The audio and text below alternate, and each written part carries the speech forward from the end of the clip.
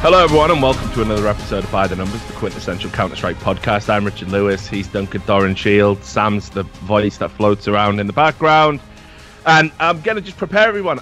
This is probably going to be the worst show we've done since we brought it back.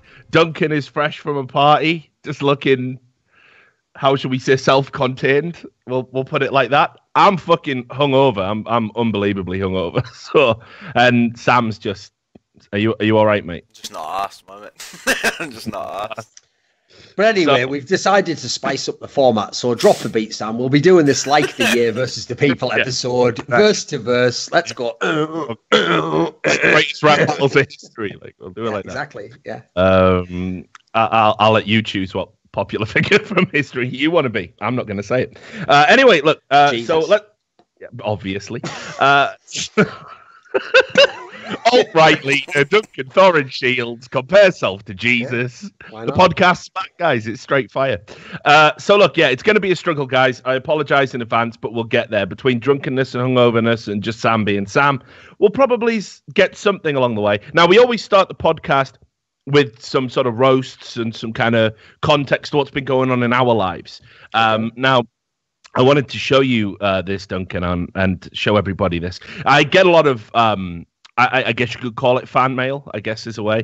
And ever since we did that episode where we just talked about how sort of absurd this whole theory that all pros are cheating is, the amount of like fan mail I get from these like very deranged people is like I have the same thing, Rich. If I ever mention them in some context, even if I just say it as the throwaway line, like, obviously it's very hard to prove that people are cheating. You always get these like super earnest emails that are like, you must just give. It actually reminds me of when you meet someone who's like a vague acquaintance and you don't know yet that they're into like conspiracies, and then they try to sort of like get you into it. They'll be like, you got to look into the Masons or something. They're giving you links, and you're just like, I'm not really feeling this, mate. But then they get more and more. It's like they need you to believe it as well, don't they? That's the mad part. No, this is what I mean. It's like listen, the sickest thing is every single time I always put the caveat in, like, if someone was say someone said, I work for some top programming company and I've been in network architecture for 20 years. Obviously, I'd listen to that guy, but I always say that, like, I only want to hear an expert. And like 99% of the emails are just people linking to that same fucking pro Overwatch clip from about 5 years ago, Shocks or whatever, where it's like, well, that's not who I'm talking about, is it? That's just a video we've all seen. I mean, it's like I say, I think all you need to know about like the concept videos is the theory that he called out 3 people on Virtus Pro for cheating when Virtus Pro was one of the worst professional teams on the circuit. Like, do you know what I mean? There's like just so much like fucked up logic about it. And as I said, there'll be 1 or 2 pros out there right now toggling and cheating. Absolutely, of course there is. Laura averages, but what isn't happening is every top level team has at least 1 cheater on it. That is an absolute, just ludicrous proposition. But anyway, I get these pieces of fan mail all the time. So Sam, when you want to bring up the image here that I've linked you to, I'll just read it. So what you'll notice very quickly is these people are so fucked up mentally, they get more and more irate as they type. So just watch what happens in this email. Hey, Richard, I don't want to offend you at all. So it's very nice. I don't want to offend you. But I'm a physiotherapist for a pro sports team in Europe. So I know a lot about doping. Okay, so immediately I thought this email would be about, perhaps the consumption of Adderall, drugs. Maybe. Yeah, Adderall, something like that, right? And on top of that, I know the people who say there is no doping, which I don't think anyone has ever said there's no doping in athletes. Just as in the same way we've never said there's no cheating in CS. I'm going to go ahead and say anyone who saw the, 1988 Olympics 100 meters race is aware that there is in fact doping, including the winner of the race. Yeah, I certainly remember Ben Johnson's urine sample. So anyway, what is total bullshit? The concept, so immediately he's come from Vac Sucks because he's like the poster boy for that little enclave. They do worship that guy, don't they? Deranged people. The concept proves his point and gives the opportunity to try out what he presents in his videos.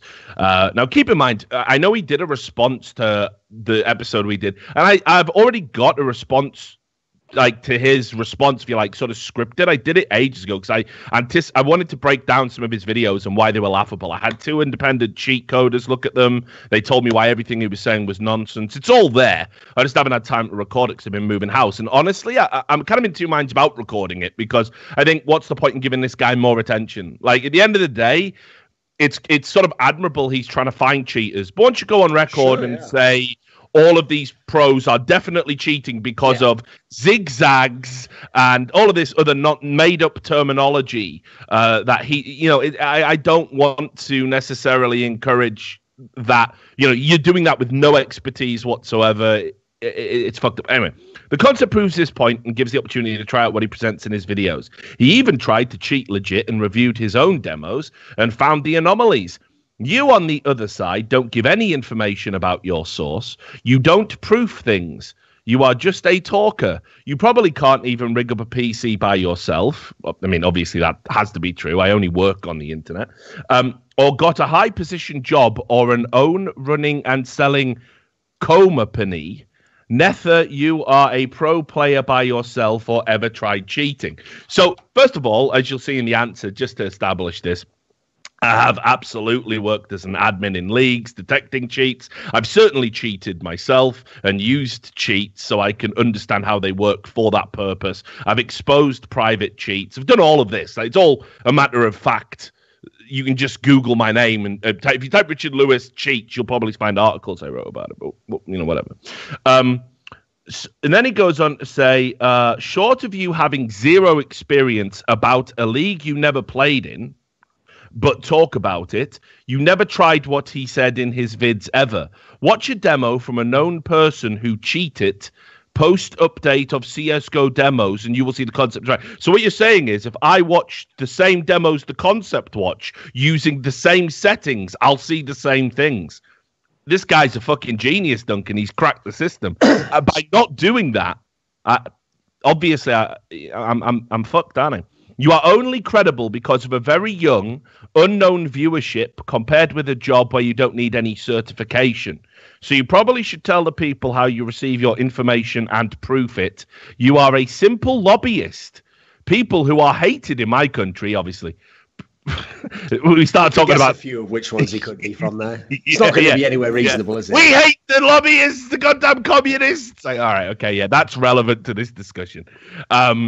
They are hated in my country for talking bullshit all day. Does this just end? Richard Lewis gets the bullet as well? Yeah, no doubt, right? So please make yourself credible because for everyone with an IQ higher than 60, you are just an iNet legend. That's it. So I replied. I said, it's always nice to get fan mail from the mentally ill.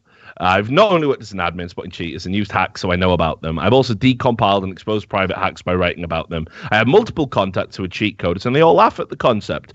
Go back to Vax Sucks and don't feel compelled to message me again, you deranged cunt. Thanks. So now, for some reason, he didn't like that. So he replied with, ooh, got a trigger right there emoji. Which nerve did I hit? That's what I mean. A person in your position and the expertise you claim to have would not write such text. He's absolutely right. If I had the expertise he accused me of not having, I wouldn't write to him saying, no, actually, I do have that expertise. With this answer, you prove almost all my points of my message. Proof your contacts. Show the cheats you have busted. Again, just Google vent.exe for one notable, notorious example. Right now, you are just untrustworthy and a cheat admin? Seriously? Driving a car doesn't make you a spotter for rule-breaking parts in high-level motorsports. No, but I probably would have more insight if that was the job, right? Set your talking in perspective. In any other job, you would get fired for this message or get a straight beat up in a bar. It just has no consequences because you are. Why are you getting fired for sending DMs now? Reply you to a mentally ill message. Yeah, exactly. Smiley face. And then I just replied with it has no consequences because you, one, don't matter, and two, anyone who saw your messages can see you're clearly mentally disturbed. Go get some help, or don't bother me again. Jeez. I don't care which. So, and by that point, he'd already blocked me, so he didn't even get my message. So this is the type of person, by the way. So if you ever believe in this idea that pros cheat, this is who you are. inside.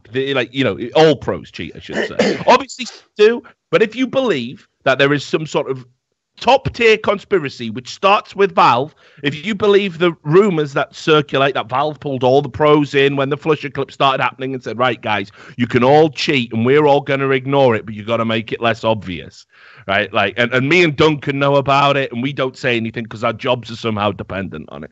This is the kind of person. This is just a paranoid mindset, isn't it? Yeah, you're fucked. You're just mentally ill. So I thought that'd be a nice way to start the show. Just send it just to show people this is how, what we have to deal with on a daily basis. Now, also, just to cheer everybody up, because we are going to talk about the first day of Sydney today. I don't know if you want to get your fucking roast in now, or do you want to save it? I'm fine, mate. We'll save it for later then. We'll save it for later in the show. Right, well, let's start with the news. Here's something we can do to roast somebody. Peacemaker. It's only gone and happened again. Inconceivable, isn't it? It's just so bizarre to me. This is the news story that Peacemaker has stood down, is how it was reported on HLTV, which is very interesting because the way Heroic... fucking Groundhog's Day. What's going on right now? What's that you say?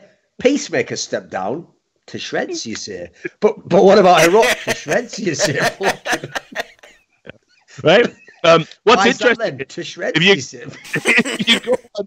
If you go on Heroic Twitter feed, they actually say we terminated his contract. But in his statement, of course, it's that he has listen, Rich, he simultaneously has some serious health issues in his name. Now, by the way, if that's true, yeah, more power to you. I think you should probably take 6 months off. Last statement: if everything goes as planned, I hope to be coaching a new team in the near future. Exactly. Well, he even says in the statement he put out, there are some health issues, but it's nothing too serious. So I will be traveling to Judea to visit a traveling Nazarene. And after that, I hope to be coaching a new team within the month. And 2 months from now, looking for another team after that. Mate, what is this? Someone find out what the rough time, because I think Team Liquor was the longest. I think that was maybe 8 months. It was. It's all been downhill since. It's nuts, isn't it? It's nuts. He people even forget about how someone make a poster. It's an NRG.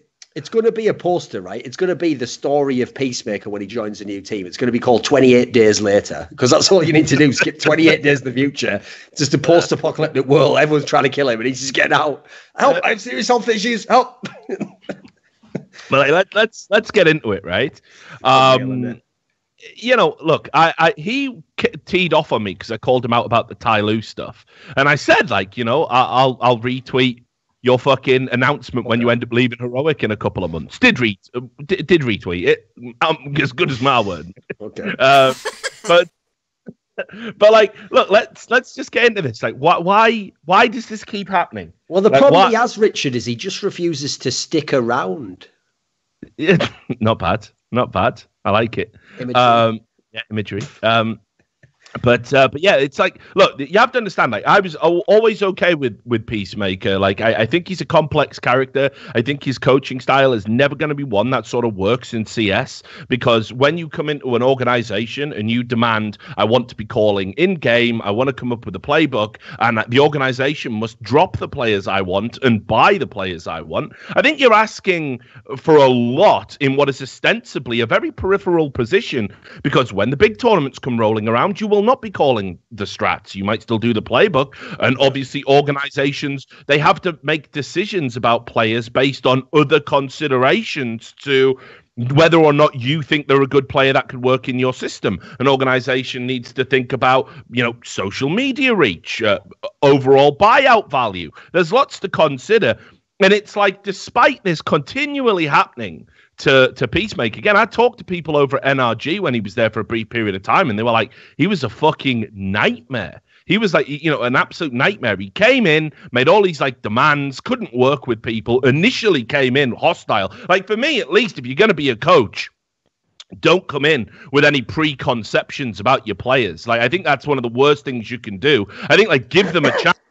Implement the system, see how they respond, and then say, okay, it's not working. You don't come in and go, I know this player's shit, so I'm managing him out as soon as I arrive. And Peacemaker has this very sort of I know I don't want to call it a destructive mindset, but it's like he comes into teams and he wants to break them apart first before he rebuilds them, rather than tinker and fix before he decides it needs to be rebuilt. And I think that's the wrong, that's arse over tit. That's the wrong way to fucking think about it.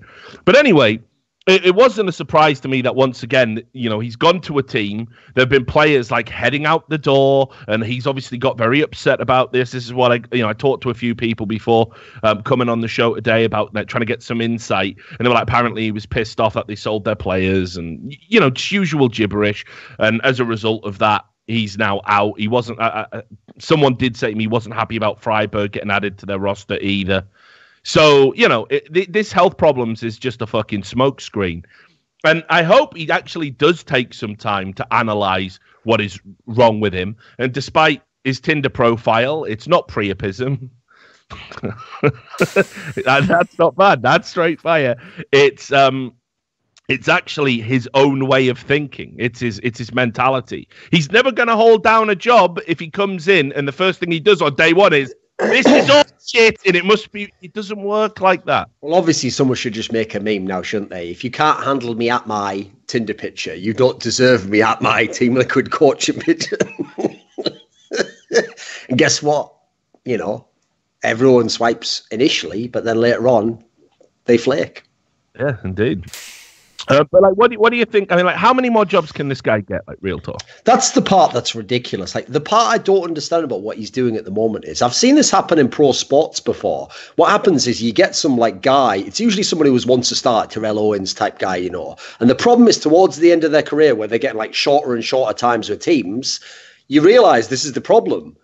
You're not going to get to play for every team. So after a couple of them have had the same issue with you, unfortunately, the rest of the league's going to look and say, well, you're the only common denominator. So I assume you're the issue here. You're the problem.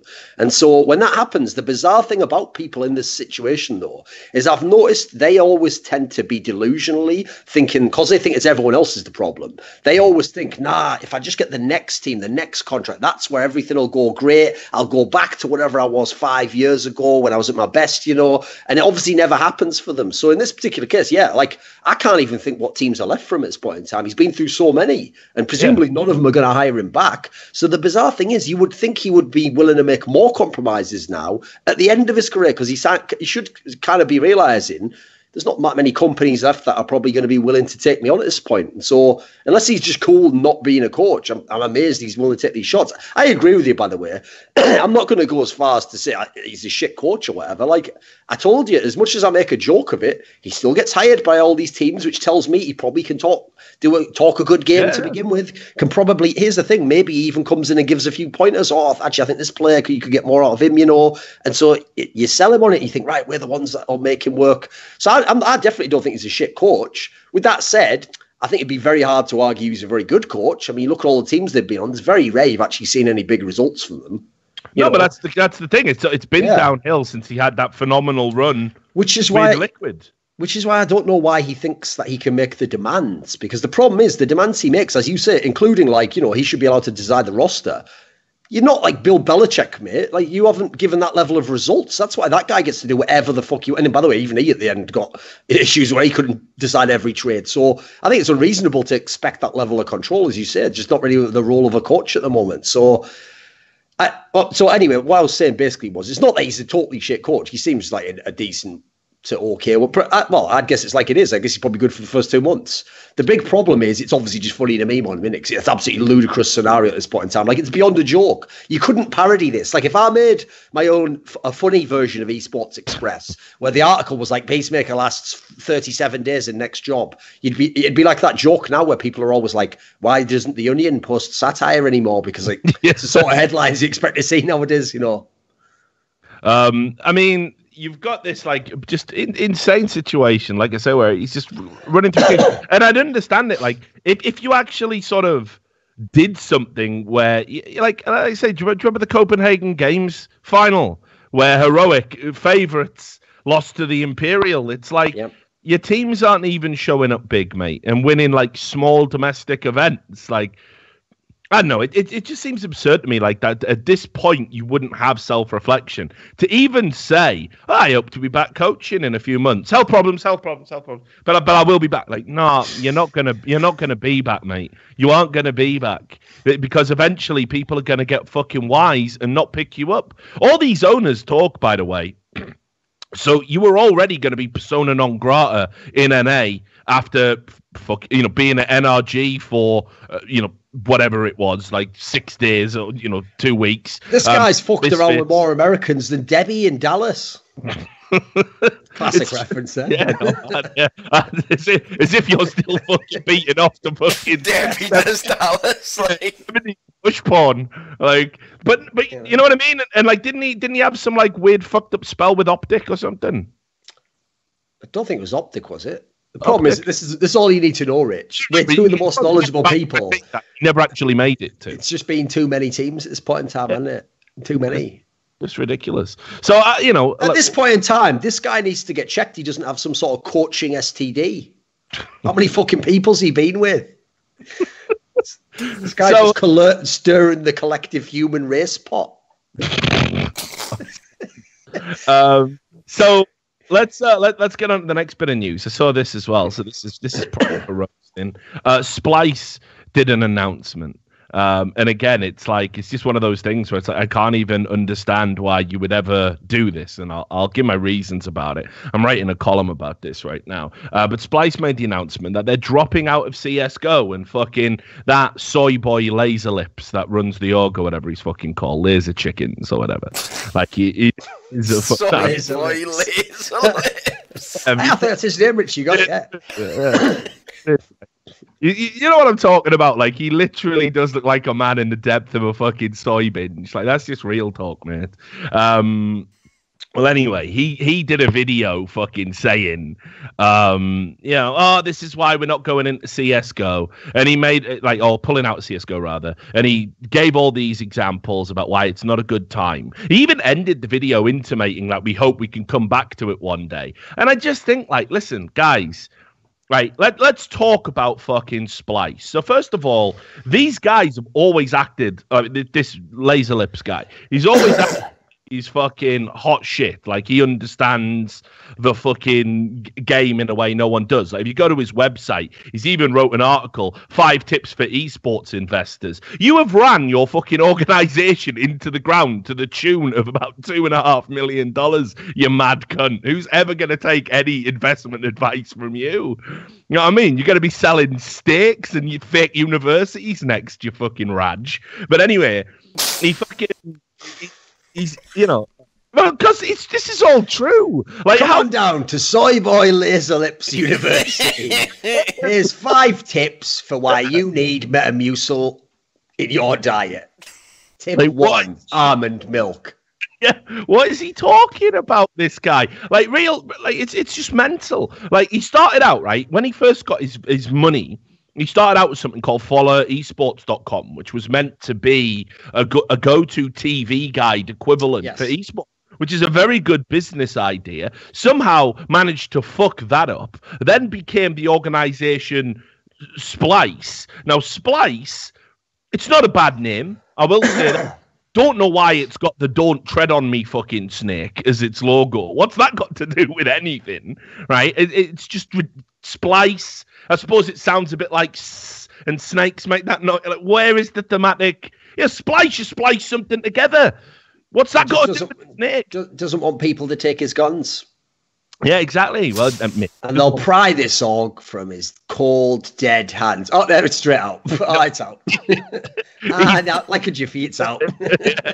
He doesn't want people to fucking take away his soil. Anyway, guys, the org's going to be shutting down for health reasons, but we may be back soon in Counter-Strike. See you. Love you. Right, but anyway, so let's just talk, right? Going back to 2015, if people remember how they kind of burst on the scene, they originally had a lineup. I can't remember exactly. It's the one that made the major, if you remember, with Aria. That was the second lineup. Right, okay. That was when they picked up the Dog. Was it Dogmen? Yes, that was the name of the team, I think. Yes. Yeah, it was the Dogmen team, which had like Aria, Jason R, Abe, and Professor Chaos. But prior to that, their only sort of win in CS was they picked up Stewie 2K after he was going off as a pub star and were able to sell him for $20,000. Just did him as an asset flip. I think he was in the Orcs for like 2 weeks or something, like certainly less than a month. Anyway, if you remember, in 2015, they went to that major. They had all of that fucking... I do. I believe there was something that came out of that, Rich. Yeah, don't know if you remember that. Yeah. I do recall that. So, yeah, obviously they were making all the noise. And this is where this guy like had some meltdown because the config was running the old defuse times. Right. And he lost a round because of it. And even though they played the entire game, he just tunneled in on that with that config. He tunneled in on that one round, saying, "Well, because that one round, what about won your rounds? What your opponents were similarly handicapped the entire time. You lost the last round because of the config. You would have to replay the whole anyway." So he had a tantrum about that. But then after that team, it sort of broke up, it dissolved. Professor Chaos being one of the worst pros I've ever seen play, and then went into coaching. Then they picked up the Team X, and it was like Cillian, Crucial, and they brought Machine Gun from the Mongols in. That was an absolute fucking disaster. The Mongols playing Machine Gun was out by November. They picked him up in July. And then just since then, they've just picked up every terrible free agent going in CS to kind of come into their team, play for a little bit, no direction, no cohesion. They lose, and then they bring in another terrible free agent. So that's pretty much what they've been doing the entire time. So here's why they're leaving CSGO. What people have to remember is that not that long ago, there was going to be an exclusivity league. This is how all these fucking NA owners think, that unless there's a franchise model, they don't want, or they happen to have the best team, they don't want to invest into the space unless they can control a return of investment. They're not building an organization like a Complexity or an Evil Geniuses were, where it's like, sponsor to sponsor, hustle to hustle, and you build something and then you become a brand. They want guaranteed return of investment immediately from the get-go, which is why garbage like the Overwatch League and LCS has like become sort of de rigueur. And they tried to do this in CSGO, and this is when all these guys were super excited about it and going, "Oh yeah, I must pick up a CS team. We're going to get our exclusivity league. We're going to have PEA," right? And then obviously all of that got shut the fuck down because that's not how we're going to roll in CS, you greedy fucks. You have to put the time in, make good decisions to success in the CSGO space, which is why fucking people like this will never stick around. But you notice the caveat in his statement. He said, "We maybe will come back one day when the time is right." And what does he mean by that? That like when he can get either a winning team for peanuts, like on a free transfer or whatever, or when there is some sort of franchised league. Like these are the guys that like say they bought the EU LCS slot from Dignitas and then fucking stalled payment for a ridiculous amount of time. It was like 600,000 or whatever, and Audi was still fucking trying to get his money. Like, however many, I think next, like a year later, it's just absolutely ridiculous that these people are coming out and like talking about it. Like, A, they're good businessmen, and B, they actually do legitimately care about esports and type of bedroom organization that just got lucky and got some money, and they throw enough fucking shit at a wall and they hope some of it will stick. And that's all they do. That's their approach to everything. And fuck organizations like that. I don't want more bedroom organizations coming into CSGO with their amateur hour bullshit, putting people on shit contracts, building shit teams. It offers nothing to the scene. Anybody that laments the passing of Splice, like, just doesn't understand the fucking CS ecosystem at all. The thing I find so bizarre about it is, like you say, these people generally do tend to sort of, if not outright brag, like act as though, like I rewrote the book on business. I mean, by the way, I'll include Noah Winston for Immortals when he first came in. Remember his first 6 to 9 months? He was all over the place. He had only just literally come out of college and had Immortals. So what's bizarre is this is what they tend to confuse, Rich, right? I absolutely agree with them. Back in the days of esports, to raise millions in sponsorship or investment was really fucking hard, especially investment, actually, because obviously back then you never had investment. It was just sponsorships, right? So what happens is they seem to naively not understand that is on one level impressive, getting a lot of investment. But if you then piss it away, how impressive that is goes rapidly down. What makes it really impressive is to get all the investment and to actually make some money. Now, some of these orgs, including, this is obviously the rumor about Immortals, isn't it? That the LCS certainly has not done I think they purposely put that news out there through other people. Are like, oh, that's the reason why they didn't get in. It's their business model wasn't sound. Well, the problem is some of these companies, we don't know if they've ever made a red cent. We literally don't. For all we know, they just fucking took millions and millions and then left. You know what? Some of them are so good, they go back and get more. Or they find someone who's even willing to invest without wanting full equity or something mental like that, you know. They're all great in that first meeting, but actually making money, I mean, I don't know how many of them would be willing to open their books and show me that they're killing it, you know. Yeah, and it's just absurd. Like I saw, like there was like another discussion talking about like investment and all this as kind of a run on from this conversation, and there was like Jack said, "Oh, the Overwatch League has given us levels of sponsorship return that we didn't even think were possible in 2018." Well, it's like, yeah, because you're running as it should. First of all, the amount of money that's been thrown at the Overwatch League, despite its non-proof of concept, is absolutely absurd. When you've got the number being bandied around, and all the numbers are lies, by the way. No one has actually paid the numbers. It's like they are supposed to, but like the $20 million slots, that's spaced over 4 or 5 years. And you'll notice it was never actually Blizzard who said everyone paid 20 million. They said like it could be up to 20 million, and then they even implied that it would depend on the slot, you know. It would negotiate, But every fan since takes that as if it's like the low end number, and so everyone paid 20 million, and therefore they go a $240 million league or whatever, you know, like. And by the way, the dirtiest thing they did, because I saw this when Overwatch League first launched, was I started seeing news posts claiming that the Overwatch League had already made hundreds of millions of dollars of revenue, counting the fees which had not yet even been paid. No, but that's exactly what they're doing. Blizzard put a statement out saying we are 4 times ahead of our revenue projections. They did this just after the Twitch sponsor, which is, you know, keep in mind there were people at Twitch who no longer work for Twitch that are very cozy with Blizzard, and I wouldn't be surprised if they took jobs. Balls deep in Overwatch, by the way. Yeah, well, that were balls deep in Overwatch, guaranteeing it, front page viewership, really out there pushing it, writing blog posts, pushing it, and saying it was unequivocally going to be a success.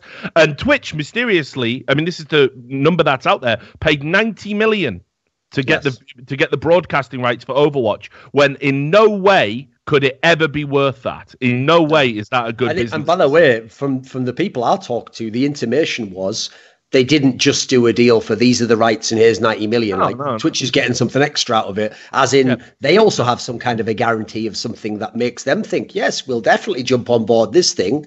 It's not that they're just going, wow, yeah, the rights are worth 90 million, you know. Because there's a couple of things that are so suspicious with all of that. Like, First of all,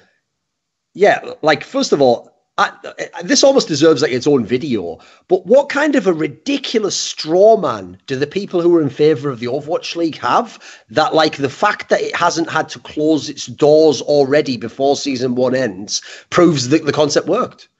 And somehow having 100,000 viewers also proves that the concept worked and that it was worth all the hundreds of millions. And the fact that, like, they make out as though me or you, Rich, was saying, like, oh, what'll happen is after the first day, they'll just close the fucking doors because it won't have 1 million views. Like, what kind of mad...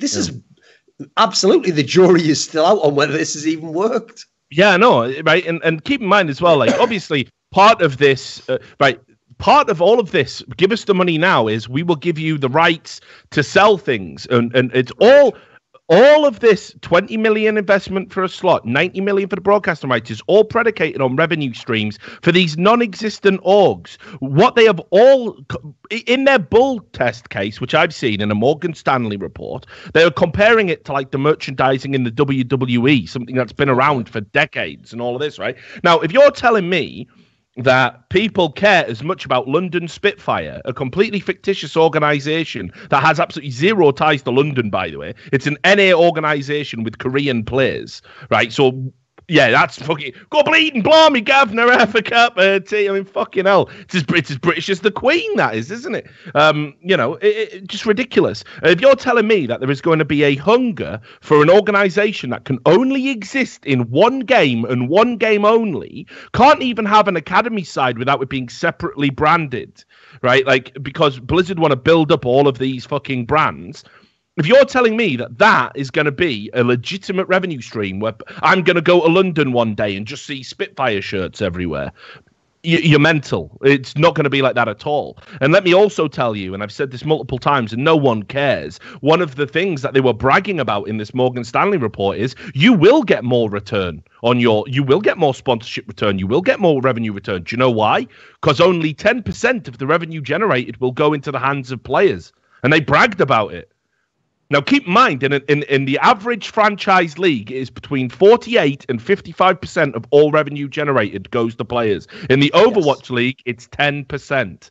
It's 10%. And they did some covering fire for that by basically going out and saying, oh, look, we're guaranteeing minimum salary. We're guaranteeing benefits. Yeah, we can also film you while you're asleep. And we didn't put that bit out. And we certainly haven't publicized the 10% figure. So the idea that you wouldn't make more sponsorship in that environment, of course you would. But what are you making it for? It's not for Cloud9. It's not for the brand you own and control. At any point in the contract, Blizzard can take back London Spitfire from Jack Etienne. And if Jack Etienne decides to sell it, he has to give 25% of any money he makes straight over to Blizzard. This is all common knowledge. So I have no idea why you would come out and present this. Yeah, you make more money in the short term, but you absolutely do not control what is making you the money. So how good is it really? Now, if Blizzard ever decide Jack Etienne is an undesirable character, they push him out the league and London Spitfire gets given to someone else. They can do that. So if you want that to be the CSGO environment, which I absolutely do not. I think that is a dystopian nightmare.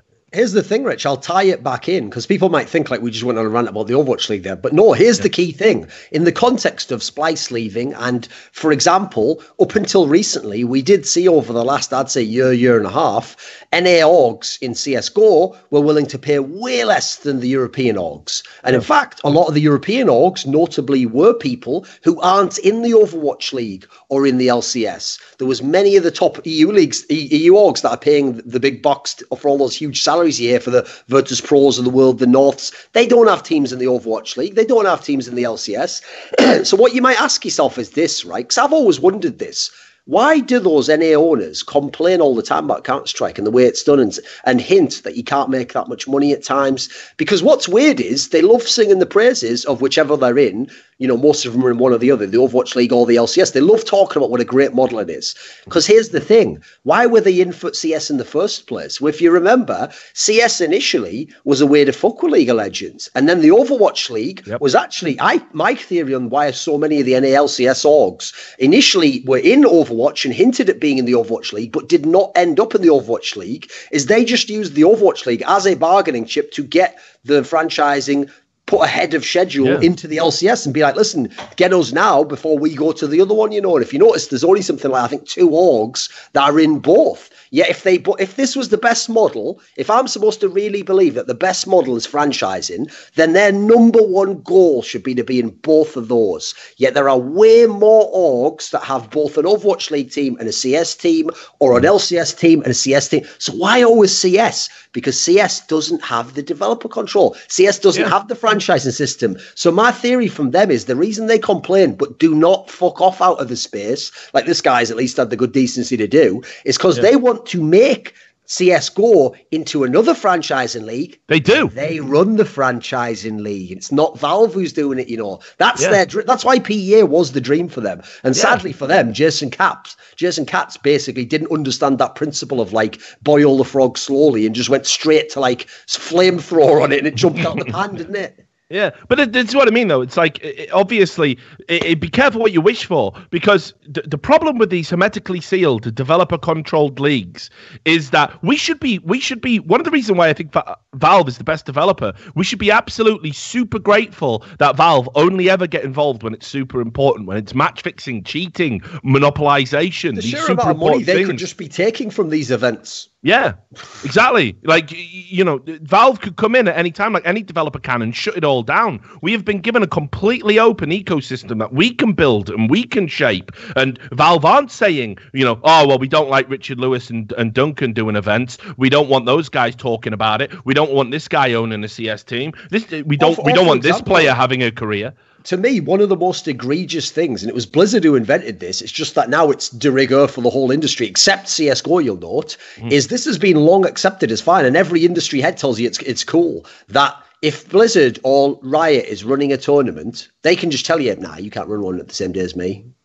Yeah, exactly. So even if I had, $500 million, if the Overwatch League's on, sorry, you can't run a tournament at the same time as me, unless you have a deal with me, unless I've agreed to a licensing deal, you can't do it. So they literally, no joke, deny esports tournaments from happening, deny people from doing tournaments, giving away money, what happens to all the money in an open ecosystem? Well, prize money is won by players. So every time you deny prize money, you deny a player who isn't in your league a chance to make a living. Yeah, I've told you, haven't I? I've told you, haven't I? How Blizzard, like, basically, if you want to run you out of an event or something, right? No, fuck that. I mean, obviously, like I was allowed to say, everyone does that these days, except Valve, funnily enough. Right, so what happened was there was a bunch of tournament organizers that when Overwatch was coming up wanted to run Overwatch tournaments. Sure. So they talked to Blizzard about it, and Blizzard said, sure, yeah, you absolutely can run the Overwatch League tournaments. And they gave them these insane list of demands, like just demands you just would never agree to. And it's stuff like, first of all, you cannot include anything in your tournament or event that they would consider better than anything they include in the Overwatch League. That is a literal agreement in these contracts. So you're not allowed, for example, like your own statistics database. You can't have that. Your stage that you run the event on, Blizzard have to okay it. If it's better than the official Overwatch stage, nah, you're not allowed that. See, my dream there is that they take that to the nth degree, Rich. Like, obviously, really what they do is they just look at it and spec it out and go, yeah, we're not going to allow that. My dream would be, what you have to do is you get together an amazing-looking stage, and the Blizzard guy comes in and goes, this does look amazing. I'm going to have to make alterations. They just takes a sledgehammer and starts smashing loads of it, and he goes, right, there you go. It's just shitter than ours now. It's like smashed in a TV, desk. And I see there's a one of these Overwatch fanboy regulars in. He's called Siegel, number one fanboy. He's always complaining about things that I say about Overwatch. He could be mentally ill. I'm liking the source here. Yeah, do you want me to name the high-level employees at several tournament organizers now so they get in trouble? Do you think that's responsible journalism? Does it get the fuck out of here, you rat? There's a DVA fucking porn vid just up on Pornhub. Go pull your little dick to that and fuck off out of my chat, you bellend. Have you also noticed, right, these people, it's obviously Overwatch is the new set of people who are new to the concept of journalism and esports. I know. We have to go through it every time, don't we? I am playing Babby's first esport. I don't know how journalism works. Fuck off. But the mad thing is, I've always asked this question because I've always, like when people ask you a question, right? You respond to it. Therefore, they set the terms of the agenda. So if they ask you, where's your source, Richard? How do I know this story's real? Then your answers in theory are going to be like, well, it is real, because I always just like to flip the script and go like this. Who is the credible journalist in Overwatch? Yeah. Where's the independent journalist in Overwatch? Game will remember where you're all bragging it has 240 million investment, hundreds of thousands of viewers. Right. Well, I remember going to esports tournaments in CS a decade ago and seeing like 100 CS journalists there. So who is the person who's independent but not biased and an arsehole and hates Overwatch? Who's reporting all these inside stories from Blizzard? Who's the guy who was getting everyone the rule book? So we would have just never known what the rules are in the fucking league. What, forever? Is that just never allowed to be known? No, well, of course not, because at the end of the day... just cool with that, Yeah, at the end of the day, it doesn't matter how many things I'm factually right about with Overwatch, or like the fact that I have a source network like pretty much like no one else in the industry, right? Like, it doesn't matter how many times I say things and they come to pass. The Overwatch fans will never accept any of it because it comes from me, and I have said that I do not think this is a good thing for esports, and I do not think it represents value for money, and I think it's manufactured, and I think it's everything esports shouldn't be, right? Like, because of those simple premises, those simple opinions, none of my reporting can be taken as gospel. But anyway, I'll tell you some more stuff that you would have to do. Blizzard insisted that in your production truck there would have to be 2 Blizzard employees overwatching the production at all times. This is for separate contractors running Overwatch tournaments. Blizzard would have to design the graphics and the overlays. You would not be allowed to do it. Also, I think it was no sponsor that you brought in could take precedent as being named in the league. So it would always have to be like your. So it can't be like Mountain Dew League, for example. No, it couldn't be like that.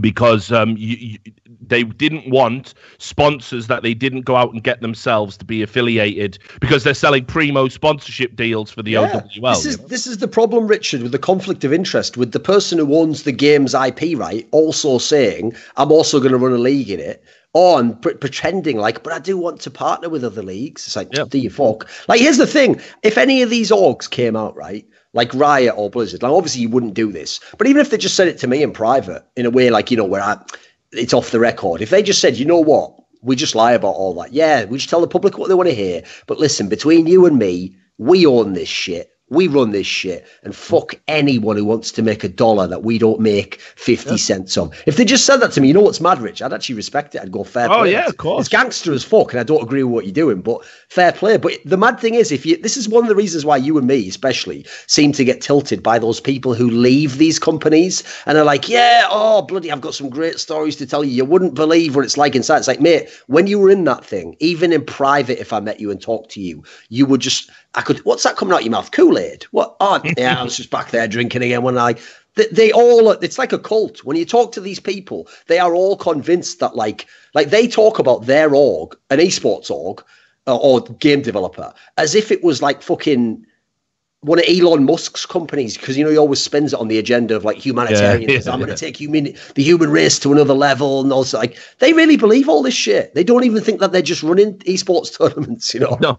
No, it's mad. And it's like I say, look, at the end of the day, the reason we're going off about Overwatch again here is this is the type of environment that these owners want. And we're going to see more people like this in CS just because this guy's left, by the way. Yeah, exactly. This is they're all going to say the same shit. Oh, CS is dying. CS isn't a good fit for us. What they mean is we do not get a guaranteed return. We actually have to make business decisions. We have to actually take risks. And we don't like that because we're American. And what we have in our sports is franchising. And franchising means you can't get relegated. You can't be a systemic failure. There's systems in place. So if your team's terrible, like for example in the NFL, you get the first round draft pick. So you're always getting relegated. All the rest of it, yeah, exactly. This is how they think. It's basically like someone coming into an entrepreneurial startup field and being like, right, I'll come in, but I just want guarantees that I can't fail. What? Yeah. Imagine if there was real companies like that. Imagine if the US government was like, what, you want to start some mad app where people use their phone while underwater or something? I wouldn't then go, that sounds like it could either be massive or shit, but if you fail, I'll give you 10 million back. What world would that be if no one had to actually have the balls to do their own idea, No, but just think about it. This is what I mean. What they're saying is if there is no risk in our investment, we'll absolutely support your game. Well, what does that mean? Look, extrapolate that as an ethos. And what it means is as long as us, the people who have the money to do it now, can guarantee our return, put a fucking lock onto the city. There'll never be no talent that these guys don't approve of. There'll never be a new organization that can come in. That's another detail that people miss as well. Like, it's true, in theory, by the way, if you want to boil it down the most, obviously it is in theory Blizzard who gets all these decisions. But they do obviously, in the context that at the moment they're partnered with these people, give them a little bit of power. So, for example, another reason from day one, as soon as I heard them talking about the franchising thing in the LCS, Rich, I even messaged some of them privately and said, right, so let me get this straight. You, whose team was promoted like a year ago and therefore got into a scene that with a franchising system you would not be able to get into without a massive buy-in, would now like a massive buy-in barrier to stop anyone else getting into exactly, and overtaking you. Like, do you understand the concept of competition? The game itself's about competition, but you don't want any part of that. They do not want competition. What they want to do is treat esports like it's like okay, as somebody that's a Newcastle fan in football, when Mike Ashley started running the club as a business and not just a rich boy's toy, when he actually started saying, I want to turn a profit on the football club. You don't run football clubs for profit if you want to be successful. 4 years, yeah, it just doesn't work like that. Even when we had Sir John Hall fucking did so much for the city of Newcastle in terms of putting money into sports, but he knew it was a lost leader. He'd made his fortune, and he was an old man, and he put the money into the sports club to give glory to the area, to the region, to the team, to the community. He didn't use it to fucking try and back up his failing businesses like Mike Ashley does. And unfortunately, I'm not saying I don't want these guys not to make money. I have no problem with the concept of profit, but you cannot fucking come into a scene and demand that all the rules and laws and how it's always worked changes just to suit you now because you're on top now and you want to snowball your profits now. CS has got to be bigger than that. And I'm always super grateful to Valve that they have unilaterally told these people to fuck off every time somebody has tried to sew up and have a monopoly here. And we should be mega grateful that they're a developer who does that. The interesting thing as well that I actually learned, I only had this epiphany, believe it or not, from CSGO and from how Valve deals with all attempts to do essentially a form of exclusivity. That's what the franchising league is. It's literally exclusive. That's the only reason you buy in, isn't it? If anyone could come in, they wouldn't be like that. And not only that, you obviously couldn't maintain the high buy-in if 100 people were buying in, because I wouldn't buy in if it's like that rate, it wouldn't make it. So here's the thing. What it made me realize is if you ever talk to people about like market economics, so not a topic I'm like an expert in at all, one of the things they always say is that basically we don't live in a free market capitalist economy because the government regulates so many industries. And that this is the key thing I never understood. It's always presented from companies like they fucking hate regulation. Oh, bloody hell, more regulation. What I found out, if you've looked into enough industries like separately, is the people at the top in every industry usually play a role in getting regulation put in. They want more regulation because they want the type of regulation that means that they sometimes get money from the government, and then on top of it, someone else can't get into their space. They actually use regulation to keep competition out. Well, that's one of the factors that Valve quite cleverly, by not getting involved in anyone's get-rich-quick scheme, that's why no one has been able so far to establish an exclusive league. Because the point is, unless they could get like 3/4 of the people to do it, there'll always be enough people who can sort of leverage against them, and enough of another, an alternative that you can't get it off the ground. Otherwise, it would have been done already. These people would have succeeded. They've tried every bloody approach you can take already. Yeah, it's just absurd. And like I say, yes, when the game is rigged in your favor, you'll make more profit. Absolutely. To publicly advocate for that as if that's what we should be doing. Logical sense, right? Yeah, exactly. To publicly advocate for that as if that's the direction we want esports to go in. I also love that logic, Rich. Like, I'll use the same logic for like just people, shall I? That's like saying, well, if you only allowed 30 people in America to make money, they'd make way more than they do now. Yeah. It's like, yeah. I know. What if I'm not one of the 24 people? What are you talking about? Yeah. Obviously. Let's what about everyone else? And then they use that phrase. Yeah, but the ecosystem would be good.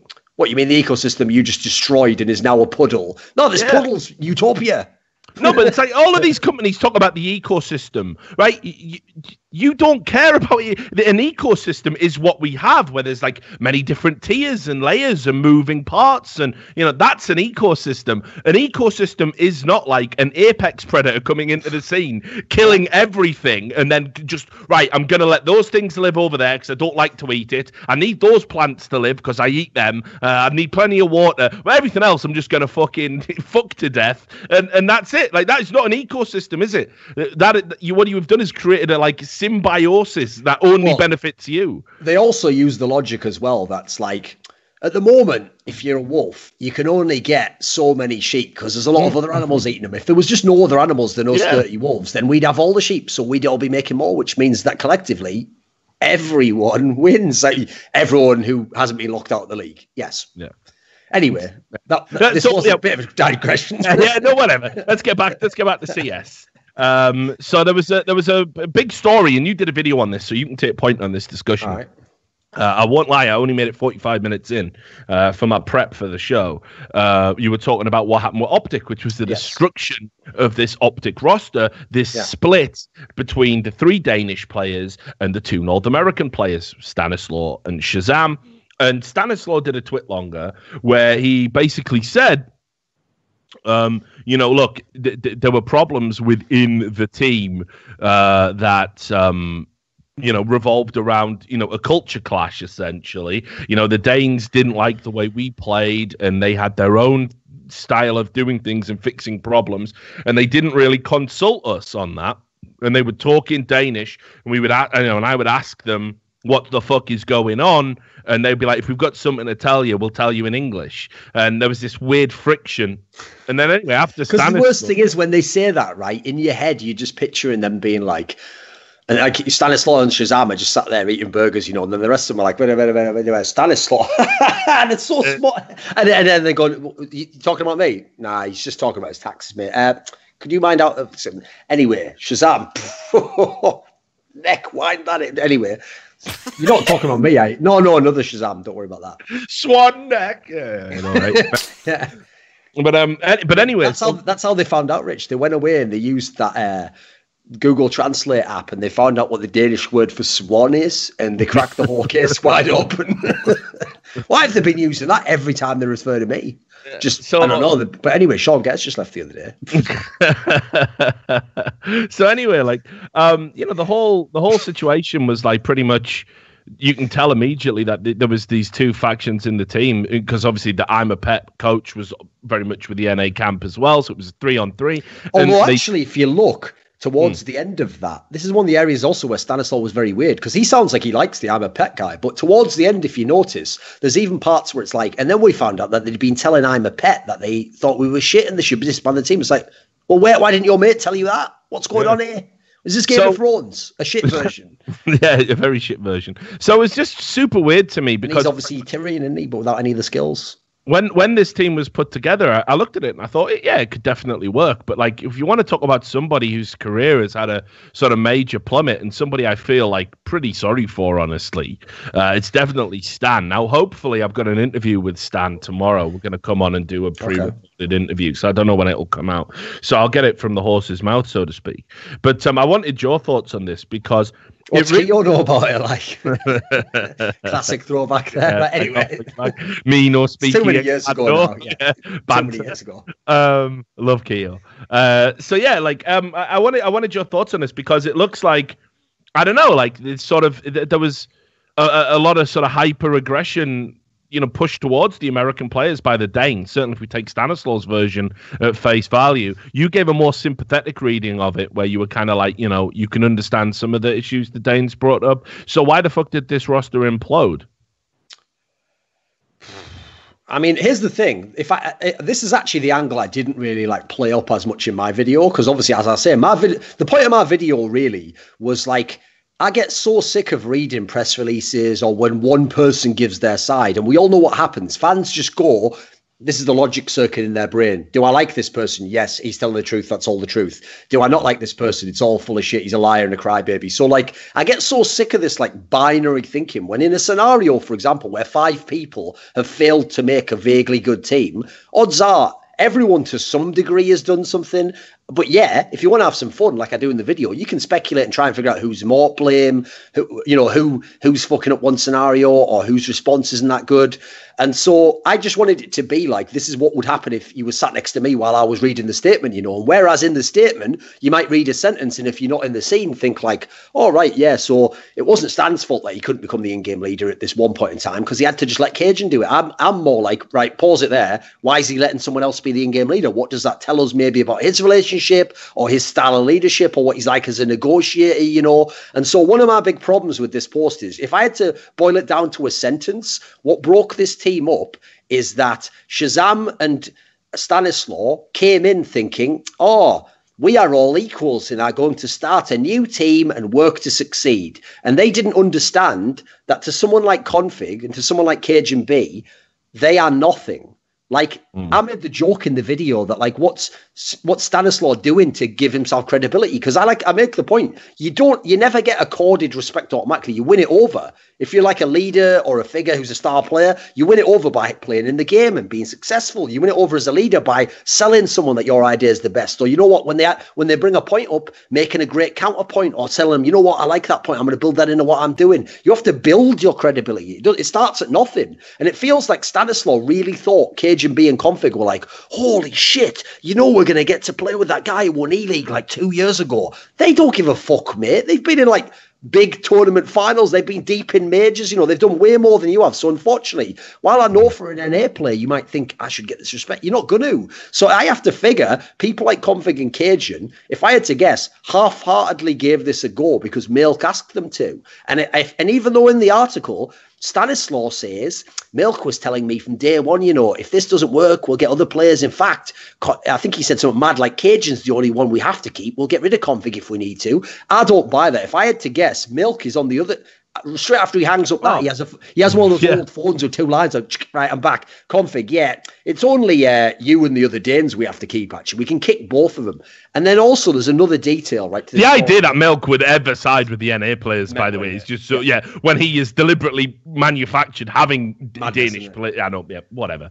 And then also, here's the maddest detail about it, right? When obviously I go into it in the video, so people want like excruciating detail. I'll literally go like line by line. Yeah. Generally, the vibe was, it does sound like Config was very, like I hesitate to say asshole because you never know the tone in which someone did something, but he certainly seems like he was very difficult to deal with and didn't sort of, it sounds like he was the guy who had his heart in it the least. Cajun at least sounds like he's tried, because a lot of the things that he's blamed Cajun for sound like he's actually trying to be like, look, we can't do this, like bringing up problems, you know, as you'd want a veteran to do. The Gade guy, unfortunately, if I had to guess, is just in with a bad crowd because he's seeing Config over there, who's a star player, misbehaving a bit, and he's thinking, oh, can I do that as well? It's like, you are no one, mate. You are, of everyone in this group, if I've just like sort of mockingly talked about Stanislaw winning E-League Season 2, you are nothing. Like, I'd have to give Stanislaw that fucking speech from X2 where I'm like, you are a god before insects compared to you, Gade. Like, who are you? So anyway, just gotta let him know, haven't I? And so, but that's the problem, is that like I don't feel like both sides came in with the same mindset as to what was going to happen. And so I think Stanislaw feels that he didn't get a full shot. But on the Stanislaw side of the equation, it does sound like at every step he almost made the wrong decision of how to be a leader, basically. Like, it doesn't sound like, I made the point in the video, because a lot of in-game leaders can be like this, unless you already respect them as a tactical genius. So you've already in your mind gone, right, if he says anything, it's right because he knows everything about the game. Unless they have that respect, you've got to have some level of charisma. You've got to be some sort of a leader of men and win them over. Because if you don't, then what happens is when you start to lose, therefore they're going already, someone doesn't know what they're doing. If they then also don't respect you as a leader, this is what will happen. They'll just tear the team apart 6 ways from Sunday. Yeah, no, but this is what I mean. I think he went the opposite way. I think Stanislaw is kind of like having an identity crisis. Like I can't wait to talk to him about it, honestly, because he went from being like super hard, you know, like here I am at Optic. I am now leaving Optic to play with better players. I must win. And then he got to Liquid and he said, right, we're doing it my way. And he lost that power battle with Zeus, the coach, and then since then. He's really been struggling, and now he found himself back at Optic and was probably trying to be a bit too casual, you know, taking people's words at face value. Yeah, we can work it out, right, guys. Milk, you're on my side, aren't you? Ha ha ha, great. Like, he's completely fucking played himself by trying to be too nice. Like you've got to have the middle ground. He was probably a bit too forceful in Liquid, all things told. He misread his own importance. But in his return to Optic, I think he was so like worried about the whole Snakeislaw meme and wanting to do right by the org and win the fans back over. I think he was way too nice and he got fucking punked. I mean, that's how I read the situation. Oh, by the way, if I had to say overall, the person I do feel the most sorry for in the story was Stanislaw. Like, I know people think, here's the problem. The people who are saying, oh, you were so... like you were taking the side of the Danes are just the people who hate the Danes, by the way. Like they're the people who just think only Stanislaw was right and the others, he did nothing wrong and it was only the other people. As I pointed out in the fucking Twitlonger at multiple points, the fucking Holmesian dog that did not bark is, where is Shazam in any of this? So apparently Shazam, it only ever appears to corroborate something that Stanislaw has said. Otherwise, he's never mentioned. Apparently, he had no problems in the team. Apparently, Stanislaw had no problems with him. Apparently, Shazam himself didn't seem to have any sort of interaction or issues with the rest of the team. So, for example, there's times in the team concept where he's constantly talking as though it's a democracy.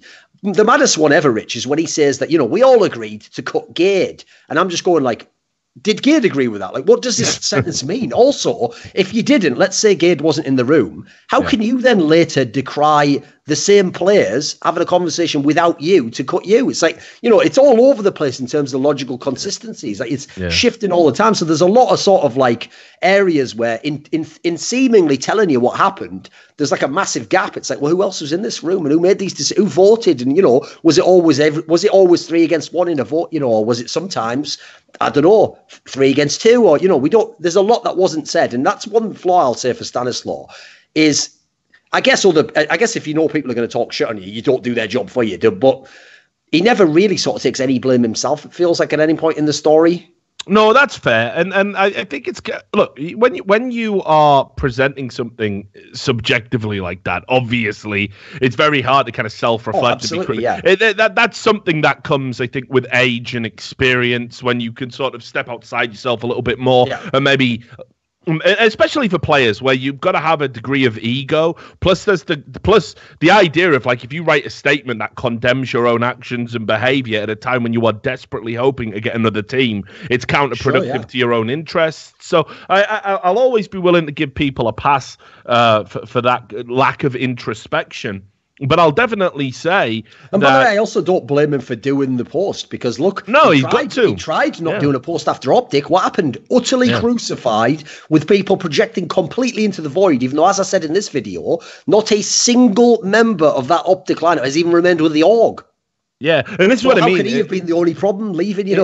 It's like the reality is that teams like this, where there are clear factions at the point of their inception, there will always be. They can never be run like democracies, because they will always be skewed one way from the get-go. Like the French teams, whenever we talk about them, we always have to before we can ever talk about one player move potential, we have to talk about like 2 years of history of, and this player didn't like this one, and then of course aligned against this with the last revolution. Like you really have to do all that background just to get into a basics of like, why are they going to upgrade this player or something, Yeah, and again, just think about some of the teams, famous sports teams down the years. If the players were like going to the manager and like saying, "Oh, we don't want to play with this guy," or "We don't approve that you've dropped this guy, so we're not going to play." There has to be an authoritarian figure in any team for them to be truly successful. Someone who gets the veto, someone who gets the final say. Did you notice that as well, Rich? I actually forgot to mention this in my video. Probably the number one Holmesian dog that did not bark in this whole twitlonger. There is no mention ever of Hector from Optic. Well, no, this is exactly. Whereas all the past Optic teams, he was directly involved. Remember, he would be the guy where when things went wrong, you didn't immediately panic. Because he'd put a video out like, "Listen, trust the process. This was the right move." He had a lot of transparency. Even remember the one where he basically admitted, like, I did have to get Mixwell and them back from Team Liquid when they were halfway out the door. He had a bit of this shit. And so the thing is, he was a steady enforcer. You see, on this team, his fingerprints aren't anywhere because he's let Milk do it. That's his job now. And this is one of the fundamental issues that's been happening since Optic got purchased by this Infinite GG investment company.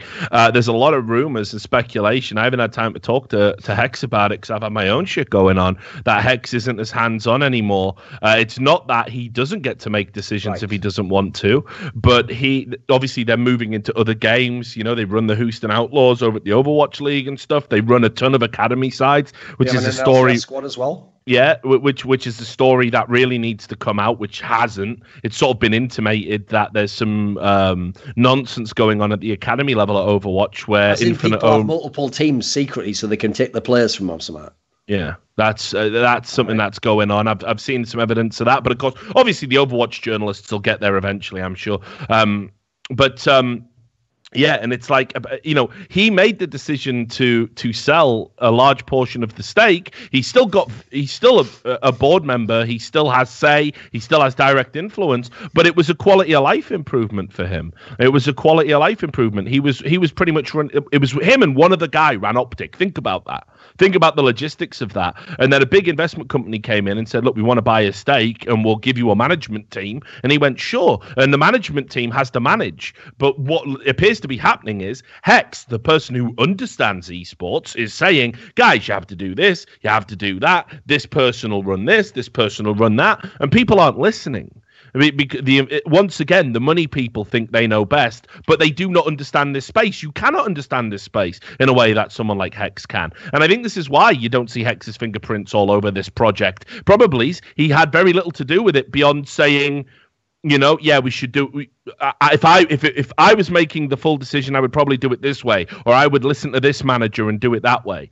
So that's why you probably don't see Hex being mentioned as much. So it's ridiculous. And like I say, Hex is a good guy and probably is finding himself, well, look, what's the point in selling, have a quality of life improvement and do less work if I have to get involved with fucking everything all the time because people are incompetent. Yeah. But anyway, there was a follow-on from this, a couple of follow-ons. Obviously, it did have a happy ending, and I think this is a great pickup. Shazam and Stan went to Complexity.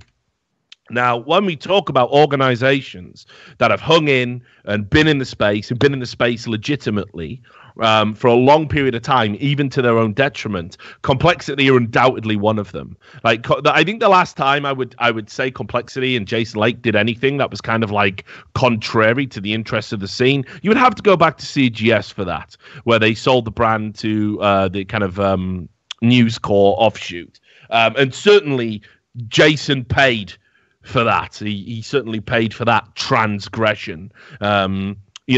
Jason was one of the organizations that recently had the Dallas Cowboys basically come in and buy Complexity. I'm super happy for him because he hung in there during a time where you'll notice, if you want to compare Splice that I was talking about earlier to Complexity, Jason was always out there. He realized he was never going to get a top team. He always got the best players that were available to him, but he sort of tried to diversify and go into other areas. Like, for example, there would be streamers and they would have the Complexity logo and buy the merchandise, and they put a lot of onus on the streaming because they knew the team wasn't necessarily going to get it done. They ran it on a shoestring, but there was never any doubt that Jason Lake was going to leave CS because it's his first love. It's what made him. It's what made Complexity. So he hung in there. You didn't see him crying and going, "Oh, we need franchising. What the fuck's going on?" You never saw him make any public statements, say they were going to walk away from the game. And then finally, they secured the big investment. And now that they've got the big investment, they didn't run out and make a panic buy. They didn't run out and splurge a load of money. They stayed true to the team that they've got, and they've waited and waited and waited. And now they've had an opportunity to make an improvement. And they've got Shazam and Stanislaw. And I think this is a really good pickup. This is, like, for me, Complexity's best pickup in a long, long time. What do you think of this?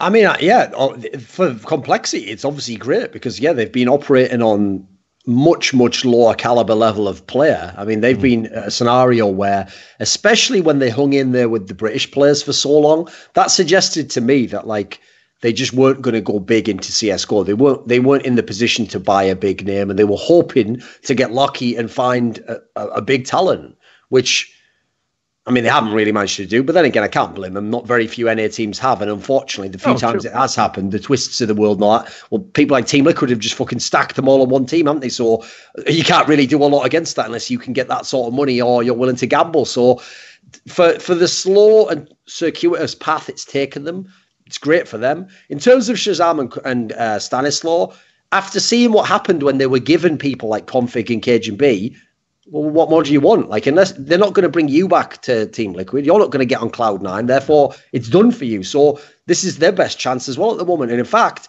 the last sort of year or so suggests this is where Shazam and Stanislaw probably should be. Like, sorry, E-League Season 2 was, remember, it was like, what? Off the top of my head, I'd say, wasn't it like the very beginning of December of 2016. So well over a year now. You have to do something since then, Stan. So basically, I'd say every year as an IGL, you get reset and you have to do it again. And I don't care how great you are. I mean, Fallen, we're probably going to talk about later in this episode. Don't care how great you are. If you then have a bad 5 to 6 months, you are probably shit at your job at that point in time. Doesn't mean you were, it's not, it doesn't change history. You were great before, but you're going to have to start over. So I like this as a move in terms of, this is what people like FNS did. They went back down a level, got with young players, showed their worth. And that, if you're ever going to either be on a bigger team, it's going to be by doing this, or you're going to make your lesser team get better and get to a higher level. So I think it's the right pickup for both sides.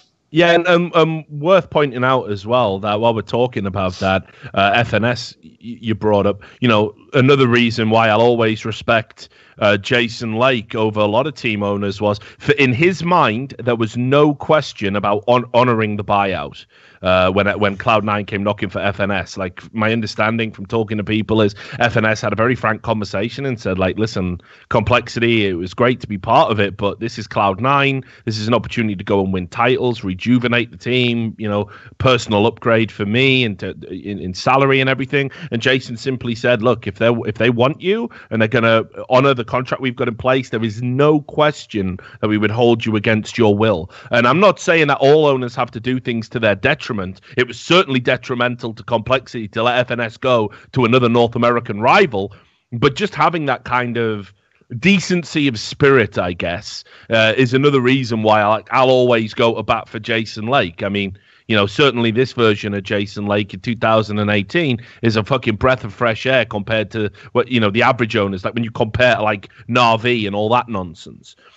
So the other thing I will just say to add on the Complexity stuff. And also good karma for Jack, since obviously he himself had just done the same thing for Stewie 2K, hadn't he? Mm. I will say that, by the way, absolutely. As much as I get on the NA owners, because by the way, they're just typically way better at PR, because that's what most of the NA owners, except for some of the people we're talking about, a lot of them are the endemic esports guys who actually had to learn the hard way how to run a real business. And up until the era of inflation due to investment, we're actually running really successful businesses in like the LCS, etc. So because these guys respect the space, you do notice they're the ones who, despite being the best businessmen, actually allow themselves to get fucked out of a bit of value and let these players go. When, as I've mentioned in past episodes, they have these guys banged to right. Oh, what? A better org wants you. Great. Sounds like I did a fucking sick deal getting you on this 2-year deal, didn't I? Oh, but I'll let you go. Meanwhile, over in Europe, the ones that on the one hand are paying a mad salary, they own you, mate. Yeah. You're on some straight, like, you are my property. That's like the way you're treated over there. I told you, North is a prime example. Well, what's mad is that whole simple thing, right? One of the reasons why you tend to facilitate a move like this if you're a Call or a Cloud9 is because even if this guy does love your org, he's going to come back on Monday, back to work, and every day there's a part of him who's going to think, I could be in fucking Cloud9 now. I could. Well, Simple had to do that for what he thought was a chance to win everything with SK. But he actually, what's mad is those players are so cocked by the fact they got loads of money that they really do believe, it's in my best interests that I stay at this shit team. Like, it's actually depressing, isn't it? Mad. But yeah, so just the final point I wanted to make about Complexity is I like the way as well that despite having this big injection of investment and they could go out and just splurge money, they actually stayed true to the players that were on the roster at the time and gave them the opportunity to be like, look, okay, certainly there is a clock ticking, but we will only go out and make the moves as and when. We're not cutting you all wholesale. They've still got Def on the roster. They're still hanging in there with Android. This is I don't think those players are going to be there as we segue into 2019, but they have been given an opportunity now to work with a very competent in-game leader, the additional firepower of Shazam, and maybe this could be like an NRG situation where these young players are going to click alongside the old guard and they're going to start performing well. So again, just mad respect to the way Complexity handled their business. I think this is a super good pickup. I agree with you. I think this works out for all parties and definitely one to watch moving forward. Now, while we're talking about the shambles coming out of Optic, one of the things that's going to sort of link to this. Yeah, here you go. You're loving it. It's basically config versus the people, right? Yep, config versus the people. Well, first of all, we didn't talk about Smooya making the official move to Big, and they played in a tournament. It's in China. QI Invitational. Yeah, that was it. The QI Invitational. And they went there. Yeah, they went there with God B, and they basically lost their game without God B. Sorry, and they went there and lost their games, and the only player who played well was Smooya. Now that doesn't surprise me at all. A lot of people probably think we're biased towards Smooya and all this on the show, just because we gave him the nickname Rat King. Now understand where that comes from. He is the Rat, like a motherfucker. Yeah, no, he is the Rat King. Included in what you're about to get into, because this is outrageous. Yeah, he is the Rat King. The point is, like, as how many times are you going to say that? Rat King is the Rat King. He is the Rat King. It's like a bit of the Wizard of Oz or something. Guys, the Rat King, the fat little Ratsy rats. Because you interrupted me, I will have to say it again, won't I? So he is the Rat King in the sense that his name was Rat King Paulson. Yeah, he was. And he is the Rat King because Here's the thing. Smooya doesn't know who the Rat King is, right? There's someone out there just fucking up his career. One day he'll have that moment like out of Fight Club where he'll be like, wait a minute, what do you mean? We're both the same character, aren't we? Rat King. What do you mean? I am the Rat King.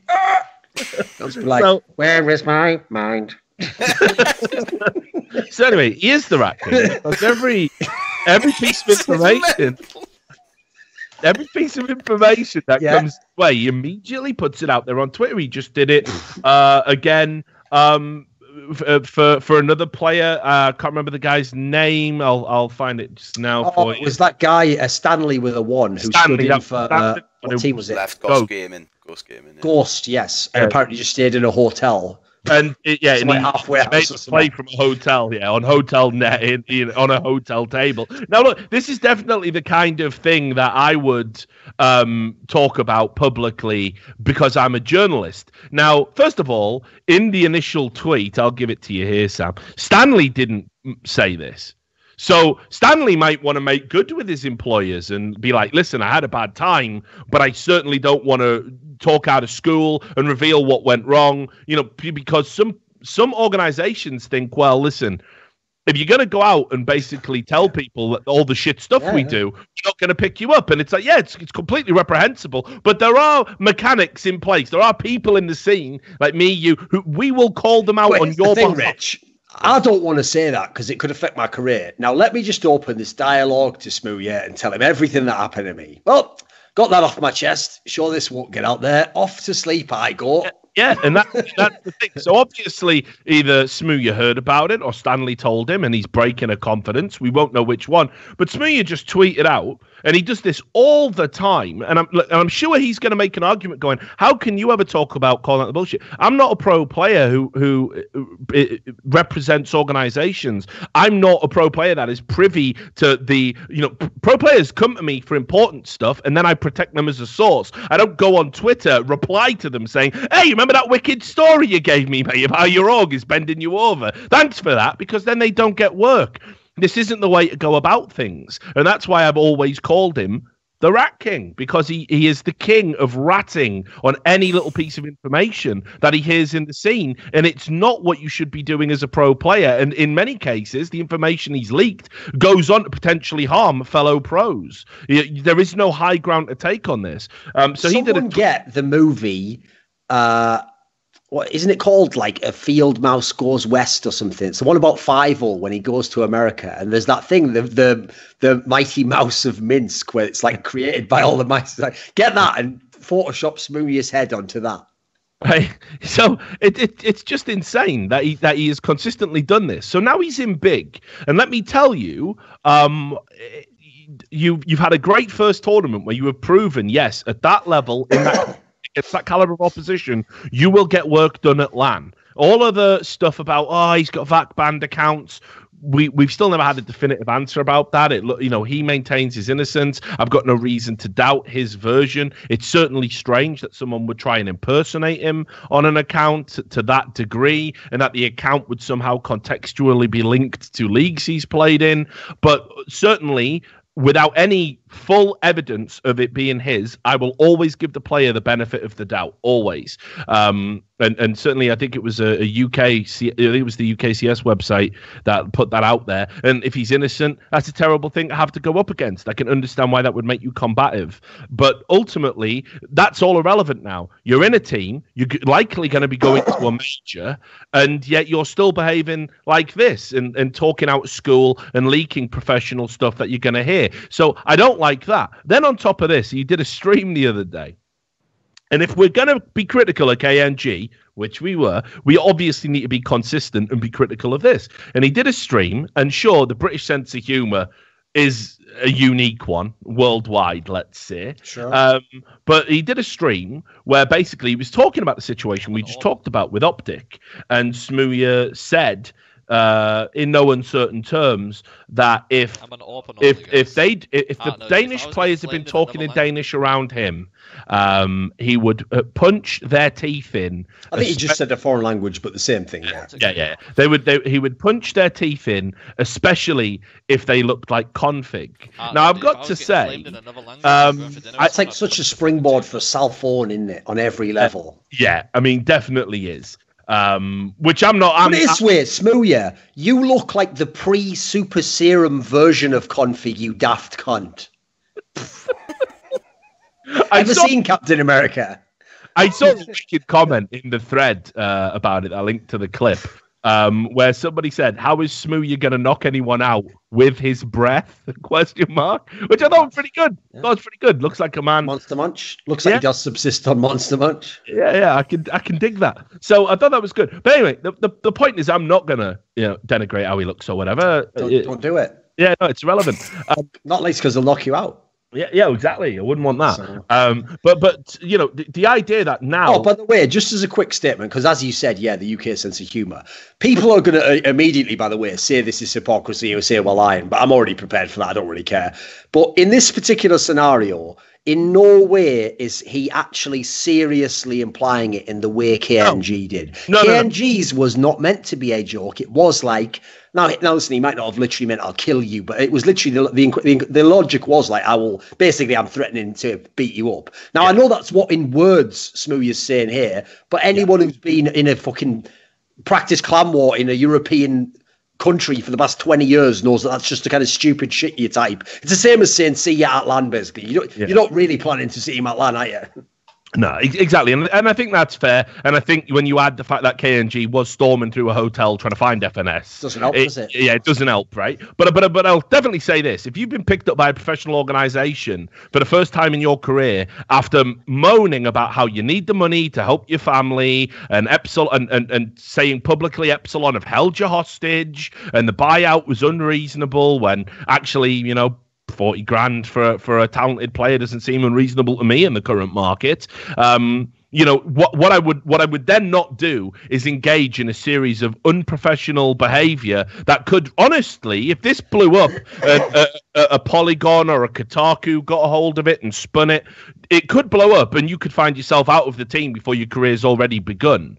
Certainly, maybe Big might still fine you because I don't think even jokingly threatening to assault a fellow professional player is anything you really should be doing. Now, on top of that, Config reacted, and it's like, yeah, I mean, I wish Christian had fucking wind his neck in because he's a fantastically talented player. You're at Optic now, mate. You're set for life. If you go over with Optic fans, you can retire in 2 years and just be a YouTuber and make a fucking fortune. Even if you had no personality whatsoever, that would be true, right? So. If you've got the green wall on your side, you'll always be all right. Now, I don't know how they feel about this, but publicly replying to Smooya, time and place, ? For this fictitious fight is just so stupid and so pathetic. And I saw lots of people going, why don't we do it like those YouTube things? And we have charity fights, and it's like, listen, if my esport goes the way of that, then I'm out. Fuck that noise. Like, it's bad enough we've got custard pies being thrown at fucking LAN finals and shit like that. If we're now going to be having fucking foxy boxing done between two players that have had beef with each other, fuck it. We may as well hang up what we're doing. That's not what CS is about, is it? We're not a fucking novelty esport, that's not what we are. Save that shit for Overwatch, League of Legends, for the kid. Save that, right? We're not going to do that. And equally, if you're offering him to have a serious fight and not some sort of charity boxing thing, that's equally pathetic, isn't it? So I thought this whole situation that came out was just fucking so stupid from both players. And it just makes you wonder where the fuck the managers are while all this is going on. Here's the thing, bearing in mind, your boys. In the Stanislaw story, it's implied that Milk vouched for these guys, backed these guys, kept these guys over Stanislaw. Obviously, he had a relationship with all of them because they're all in North in one way or another. The Danish players we're talking about here, they've all played under him. So, to be fair, surely he is to some degree responsible for them. So, listen, I like trash talk. I definitely don't think you should stop that. But this does feel like it's not really trash talk, is it? It feels like it's already, first of all, it's already close to the border where, like, as you say, if someone just shone a light, this is one of those scenarios where this is why it can be very tricky for people who get into trouble on social media, it says, because there's no consistency. You don't get into trouble for the same thing every time and to the same degree. What happens is, in fact, even when you get in trouble, that's why the first day is so weird, because you think, right, does this have legs? And sometimes it doesn't. That's the mad thing. Sometimes what starts to break and you think, fuck, this is going to be a big, it's fine. Everyone's forgotten about it. Then other times, as you might have seen where we've mentioned this on a past show, where I just said that a player who'd been sacked from the Overwatch League, who was a star of his team, I just said, like, it's a shame we won't get to see the rest of his career. That became a massive scandal over stuff I've said that's probably, whereas, I could literally do a tweet now like, your favourite player in Overwatch is a piece of shit, and that wouldn't get as much backlash, So, unfortunately, it is very murky territory. And as he's saying, you ideally want someone who's going to guide you through that, hopefully. I do like the fact that Sam just brought up. I just saw a picture of a rat with boxing gloves on. There we go. Not bad. No, not bad. Good work, Sam. That's why we pay you. That's the big grand. Yeah, you've earned it, mate. So anyway. I just think it's all a little bit silly, and it's not going to affect config as much. This is just some advice, because again, another column I'm going to write because I can command loads of money for writing columns now. I'm doing what you're doing, basically, Duncan. Just write any old note. There you go. Yep. Put my name on it. There we are. Right, brilliant. Yeah. I'm gonna and cash that check. So I will give a piece of advice to Owen, who he doesn't like me. He calls me an idiot because doesn't have a catchy name for you, does he? No. You have gone the Trump route on that one. You've got him with the nickname. Oh, I've got him with the nickname. Me and Trump. Like when it comes to fucking owning people on Twitter, we got game in that regard. But yeah, so I'll give him a piece of advice because I know he watches the show religiously, and then he cries that he can't talk in the Twitch channel or. We need to figure out what the name for Peacemaker is, though. My joke is that Peacemaker's life now is like the movie Memento, and he's got clues as to which team he's currently coaching, like tattooed on his body. And then at one point in time, he'll be like, yeah, and so that's how I got in NRG. Wait a minute, who is this? And he looks at his phone. Do not answer the phone. It is Jack Etienne. What the?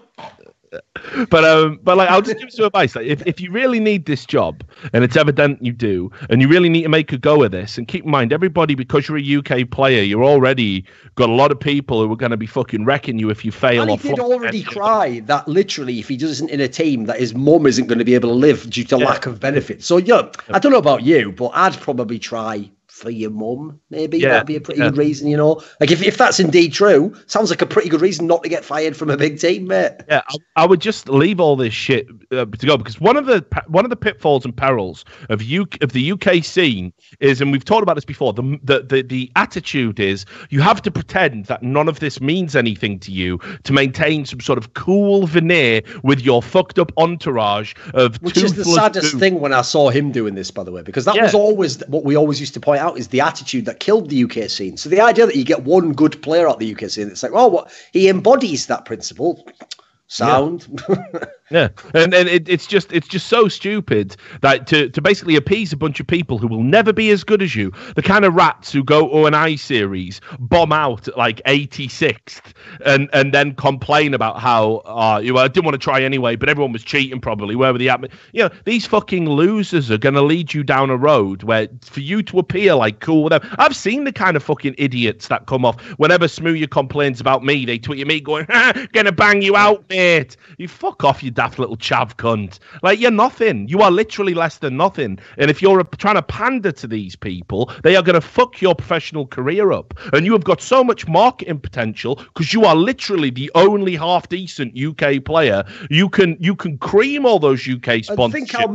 Think how many fucking teams now are willing to speak in English and allow players in. You have the world is your oyster. Yeah, exactly. Like literally, right now, if he can just wind his fucking neck in and get a grip of himself and not listen to these fucking morons that are gonna fuck him over, right? Like he'll do all right.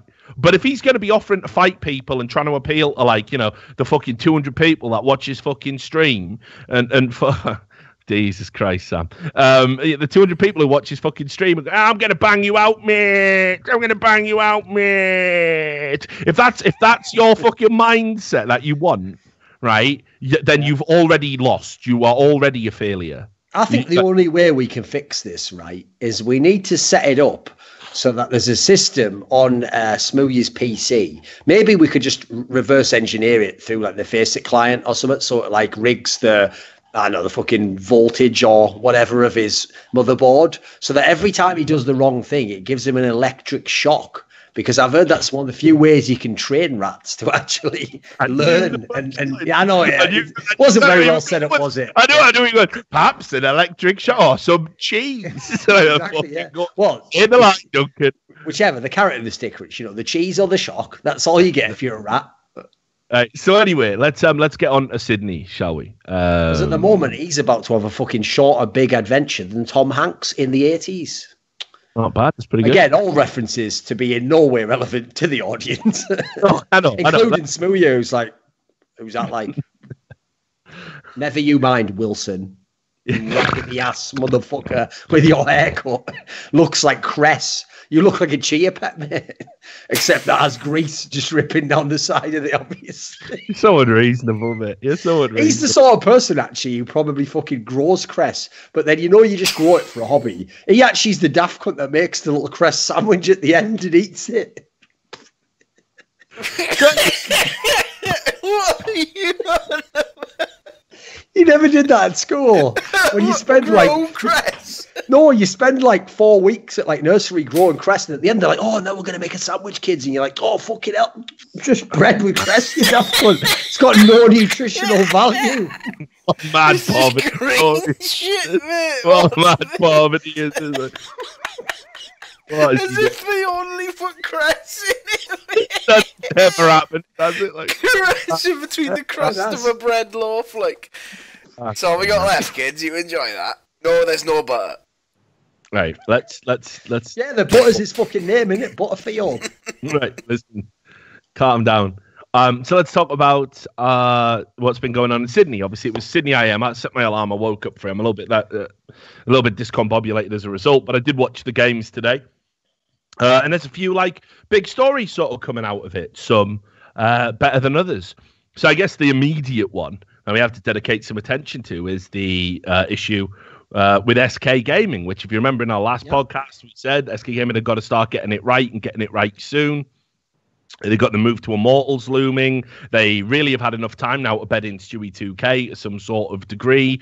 But what happened is they actually went out just dead last. And when you consider that because of the nature of how IEM Sydney works, they have New Zealand and Australian teams there. It's actually incredible that a team of SK, exactly, a team of SK Gaming's pedigree could lose. Now, first, I watched them lose to Tai Lu in overtime, and they lost to a Tai Lu side that was basically 4v5 because Captain Mo was absolute ass.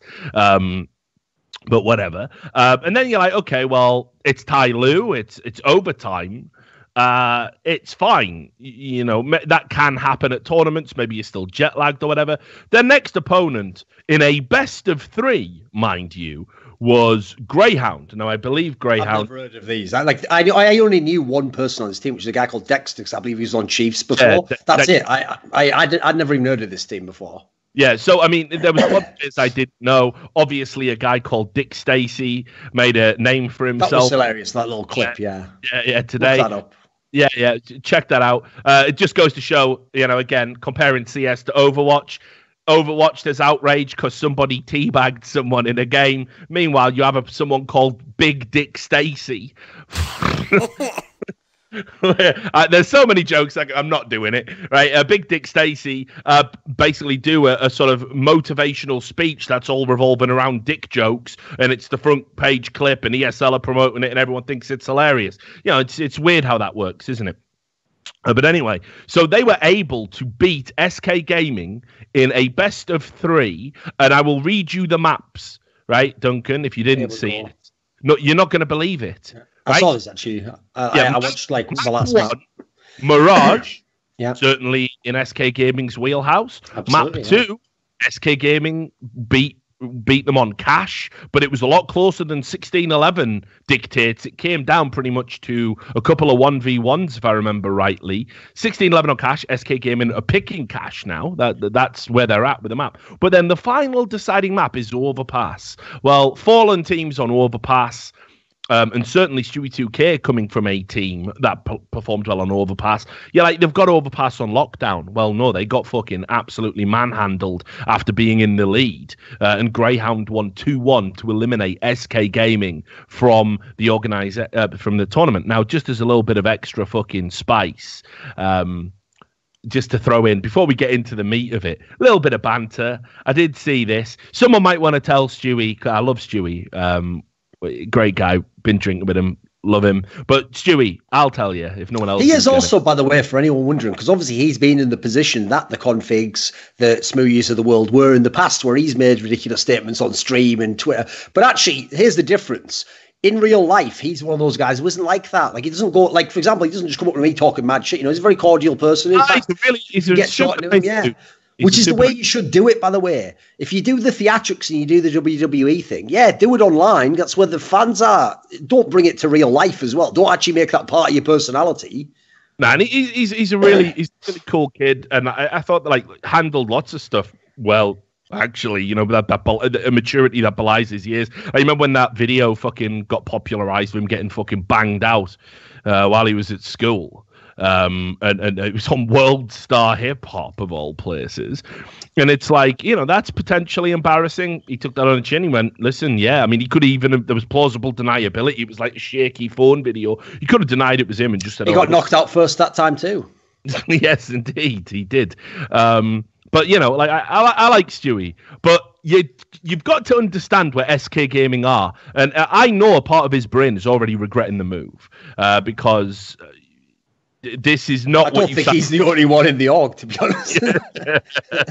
No, but like, I don't think Stewie's playing that bad. Honestly, he's been made to open a lot of things. You know, there's a lot going on. But anyway, he did put this fucking post out where it was like, versus Greyhound soon. I won't lose. And it's like somebody made this meme. The font is terrible. It's a terrible color. He's pulling like this fucking blue steel. Like Ben Stiller pose. It's fucking outrageous. And of course, he did lose. He did lose, didn't he? He lost pretty hard. And then just to also add it, just when you're down on your luck, you've got that to contend with. I will not lose to Greyhound. Loses to Greyhound. One of the biggest upsets. I mean, again, I feel sorry for Greyhound in a way, because I would probably, if I'd been on the desk doing analysis, I'd have just thrown in the old, actually, SK Gaming are going to lose. You know, I would have done it. I would have done the Hail Mary, because I think SK are in all sorts of problems. But then this is how you know you've got problems. Imagine this. Pasha came out. This was great. Yeah, Pasha came out and said, we are not alone, which basically means... Sadly, not the announcement that alien... extraterrestrial intelligence has been found. Because you know the key to a Pasha tweet is no, you know, proper nouns. Yeah. No actual like context. It's always he's basically just like a not as good version of Kanye. It's just like, y'all should love each other, and he's out. Like, what does that mean? No, love who? No, but I mean, all the people. Yeah, I will say this though. Yeah, I mean, Pasha definitely does work for SETI. Like, no doubt about it. Is this really the level Pasha's at now? Well, at least some other ES Force teams are shit. Yeah, no, imagine that though. Imagine that. We are not alone. What do you mean by that, Pasha? Well, I mean, they're another bunch of veterans with incredible pedigree and achievements in the game, playing utterly dog shit right now. Oh, cheers for that, Pash. Cheers, mate. Cheers. You want to fucking pour sugar in my gas tank as well on the fucking way out? Unreal, isn't it? So, yeah, let's talk about this. SK Gaming, straight garbage right now. I don't even know why they went to this tournament, because right now all you're doing is, if I was Noah, I'd be on the phone going, look, Two-Face, you've got to stop. This is ruining everything. Sponsors are pulling out. I've got this fucking sneaker deal. You're killing it, Two-Face. And he's there flipping a coin. We go to the next tournament. No, old school Batman reference. Why not? It's terrible. It's really terrible, and it's not setting up Immortals at all. It's not setting them up what is like this great pickup. It actually looks like a fucking disastrous piece of business with once again an ES Force team laughing all the way to the fucking bank. Because right now, the team they're supposedly getting, the NTC guys, would shit all over this fucking SK Gaming lineup. It's so fucked up. I mean, Stewie just hasn't fitted in. We said that on the podcast. I mean, I said it. I said, like, I think if I remember rightly, you agreed. This was not the solution. This was not part of a plan. And then on top of that, they've Bolts is playing absolutely terrible because he knows, first of all, they wanted me out. And second of all, I am already out, aren't I? Yeah, people forget that. He had the reverse of the scenario where you don't let an FNS or a Stewie leave, which is like, you know, the depressing part of where you have to go back into work and be like, oh, I could be on a better team. His version every day of going into work is, if about any of 15 players had said, yes, I wouldn't be in the team right now. Oh, I wonder if everyone believes in me in this game I'm about to play. No. Yeah, no, of course they don't. And he didn't. I mean, again, no coincidence. He was the lowest performing player at the event. Like, what do you do? I mean, like, if you're in Bolts' mind and you literally know they have already tried to replace you and they are going to replace it just doesn't get. There is no motivation there. There is no Fallen can inspire something from you. You are literally in the same sort of place that so many players have been in before with this lineup, where it's like, I'm dead fucking weight. It's a matter of time. Like, I'll try my best, I suppose. But like, in terms of having that extra little bit of performance given to you by motivation and belief in the brotherhood, that's all gone. You've just hamstrung this player before. So again, it's really interesting, isn't it? How we went from talking about how, well, we will not play tournaments where we can't use our real team, to now you are just flogging the dead horse of turning up to tournaments. They really have become the new Virtus Pro in that sense, haven't they? Because they get the big bill in, they come along, and then when they bomb out, nothing. It just really fucked up. So I don't know what's going on there, but for me right now, what they need to do is they need to come out and go, listen, this is fucking embarrassing. Losing to Greyhound is the nadir. This is it. You cannot turn up to another tournament. You are not going to fix this by right. Like, I have no doubt there will be a tweet in Portuguese very soon saying all we want to do is win, and we will fix this, and it will be better at the next tournament. Again, you are absolutely astute, Duncan. I will tell you another team that said shit like that. They're called Virtus Pro. Did it ever get fixed? Oh no, it didn't. You had to make a roster change, and every time they turned up to the tournaments and bombed out, did it fix anything? No, it created more problems. It created more tension. It created more disbelief among the fans that it was ever going to get better, and that just weakens your brand. What you have to do now at this point, after bombing out of a fucking what should have been a layup tournament, Tyloo and Greyhound, thank you very much. I'll see you in the playoffs, right? Like, you have lost to those guys. You would now must not go to another tournament till you get your lineup right. I mean, you just can't.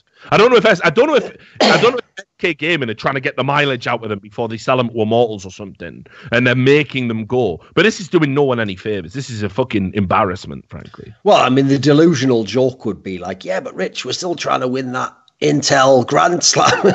Like, you couldn't win a fucking Grand Slam at Denny's for showing your ass off, mate. I don't know why you'd win one for that. I haven't really made that joke land, have I? Just the end of it just fell off.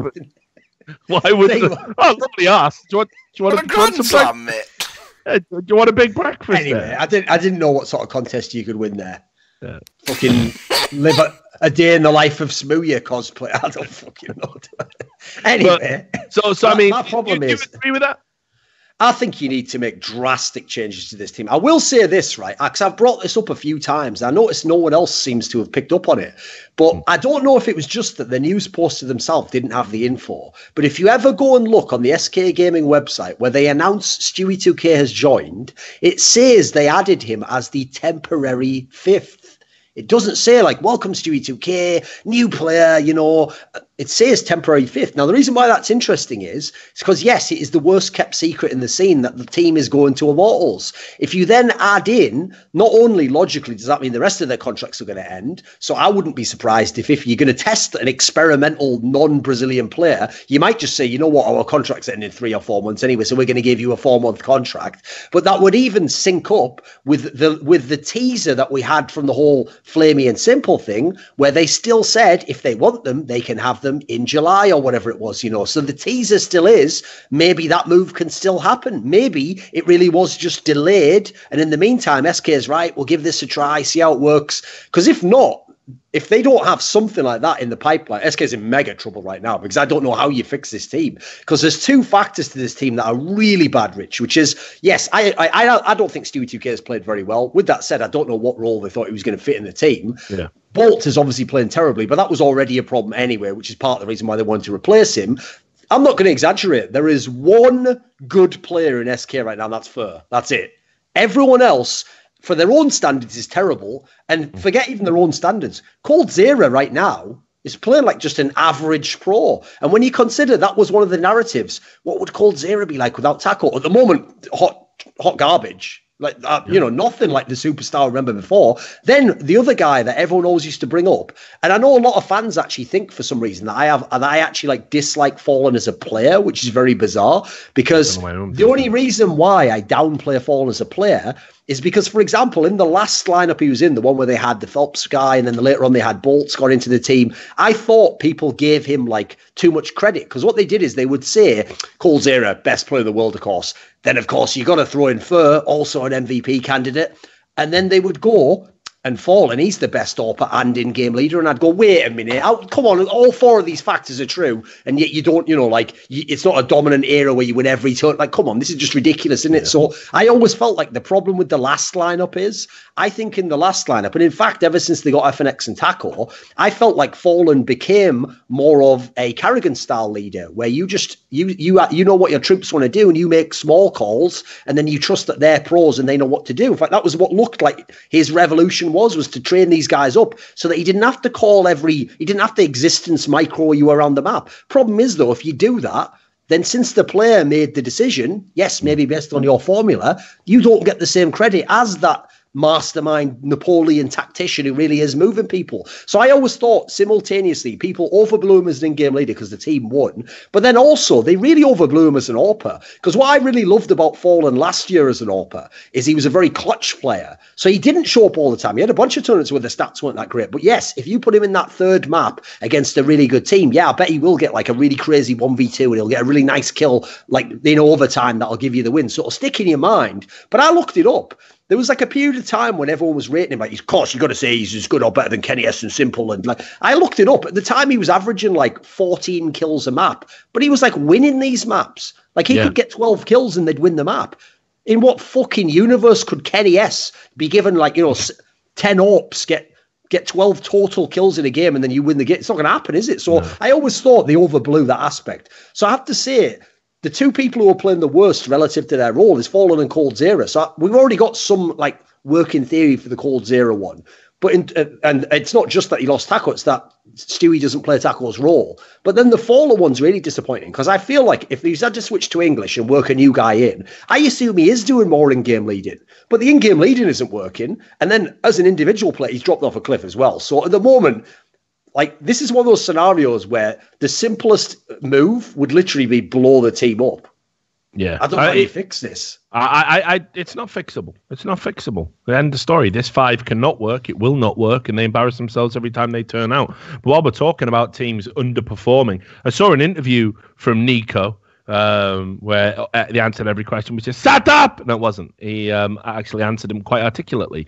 And he said, "I think we will show our true face with Exist in Sydney." And he's right.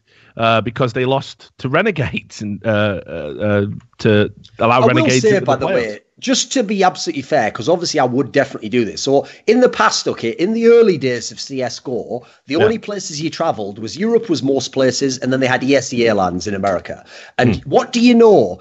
Europe NA teams at the time didn't traditionally do very well in Europe. But if you went to an ESEA LAN, what do you know? Suddenly iBuyPower could beat any fucking team and win the LAN. So one of the reasons why is obviously they had no jet lag while the Europeans had some jet lag. Now, yes, you will have it when you go to Europe. But I know last year's tournament where SK won and FaZe was still really good, that's one of the things I've always respected about the top European teams. They don't tend to make the excuse. You'll very rarely of them ever say, oh, it was jet lag and bad conditions. But Sydney is literally the furthest you're going to ever go if you're coming from Europe. Oh, sure. And that flight is one of those ones where you do 2 long haul in a row, back to back. And if you know what the schedule's like nowadays, I saw most teams set off for this event 2 days ago. They didn't even go with half a week early to give yourself time to fully adjust, etc. So I don't care who you are. Most of these teams aren't amazing at sleep schedule fixing all that shit. So they're going to end up in worse condition. And then what are the odds as well? Oh, look, who are the teams benefiting? Teams from that region. Well, that's fucking crazy. I will say this though, sure, but I mean, didn't Renegades travel from NA? You're right. Oh yeah, you're right. Renegades, I guess, to some degree, are going home. Right? Yeah. Yeah. So I'll add what that. I'll add in. Yeah. Yeah, so just to put that there, but I think you're right in general as a rule for the other teams. But, Renegades have been on an uptick for a while. We've been talking about this, how actually, they have been steadily improving. Nifty's kind of getting it done as an in-game leader.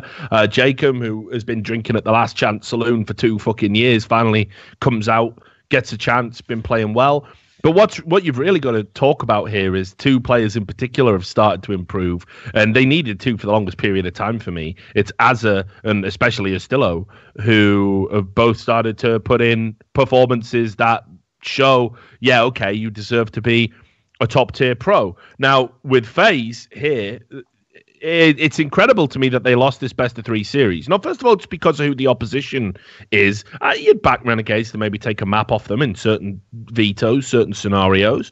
But everything that FaZe needed to happen, basically their win conditions were there. So in terms of the map veto, Train, Overpass, and Inferno, I think that's a pretty good veto overall for FaZe. They can be shaky on Inferno, but it's still a very decent map for them. Guardian went off, was absolutely immense in this series. Nico was not for that far behind Guardian. This is another one of the ones you feel really sorry for Guardian, though. Yeah, of course, yeah. It's like, listen, I don't know what... He always seems to show up in these big failures that they have, doesn't he? Yeah, no, but that's the thing. It's never... When FaZe fails, it's never... there was that one time where we tweeted about it, and Guardian went, there's a lot of blame on my shoulders. Because that's the kind of guy he is. He's not like one of these mad, egotistical stars, honestly. He's like very within himself, So... Rain played well, but again, it was just the same old. Like, Exist was very far behind the level of his teammates in this. It is hard to see what he's supposed to be bringing to the team. No, right, and again, you can see when they got themselves into leads, you could see where the wheels would start to come off, and when they were behind, how they couldn't claw back. How FaZe do not have that self-belief right now, and that. I'm not going to repeat the theory how I think Carrigan's on borrowed time. But on top of that, when FaZe goes to overtime, I'd love to see the numbers, but it feels like whenever FaZe go to overtime, they lose. Someone said that in 2018, they'd been to overtime, I think it was 5 times, and they only won once. I think the only time they won was that Team Liquid shit 3rd place game or something stupid like that. Something along those lines. Yeah, and just to get on your point about jet lag and stuff, we all saw the pictures of Exist sipping champagne, flying out there on fucking business class. Like, business class. I've made long haul flights, certainly not to Australia, but I've flown, but it definitely makes a difference. There is no real excuse here. So I don't want to take anything away from Renegades. I don't want to take anything away from Renegades. But again, it's the same old from FaZe. Much in the same way that SK Gaming are a fucking failing By the way, unit. If you are Astralis right now, you must literally, it must be hard to get to sleep every night just fucking snickering under your breath. I can't even believe this. All the teams that could have beaten us have completely imploded. Yeah. Meanwhile, we're just cruising. It's unreal, isn't it? I know. This I have never seen, and this is something perhaps you might want to think about, go crunch the numbers and make a piece of content. But every time we've had an era... Right, there is, with the exception of the NIP era, there has always been teams that they have had to beat. There has always been a nemesis. There has always been a mugger in the dark waiting to fucking take your money. Right, for FaZe, what should have been the number 1 team in the era, everything went right for them to have a dominant period for basically 9 months from the end of last year to where we are now. There is by the way, I think it was you who said this. If it was you, you're absolutely right that not only could they have had that era, like we already went through it, there were so many championships that they didn't win by so few rounds and all the rest of it. They were in all the finals. But the other thing was, it's not like you can just go, well, take heart, we can still do it. No, that was the chance. That's the reason why we have that term competitive window. Like the window is closed now.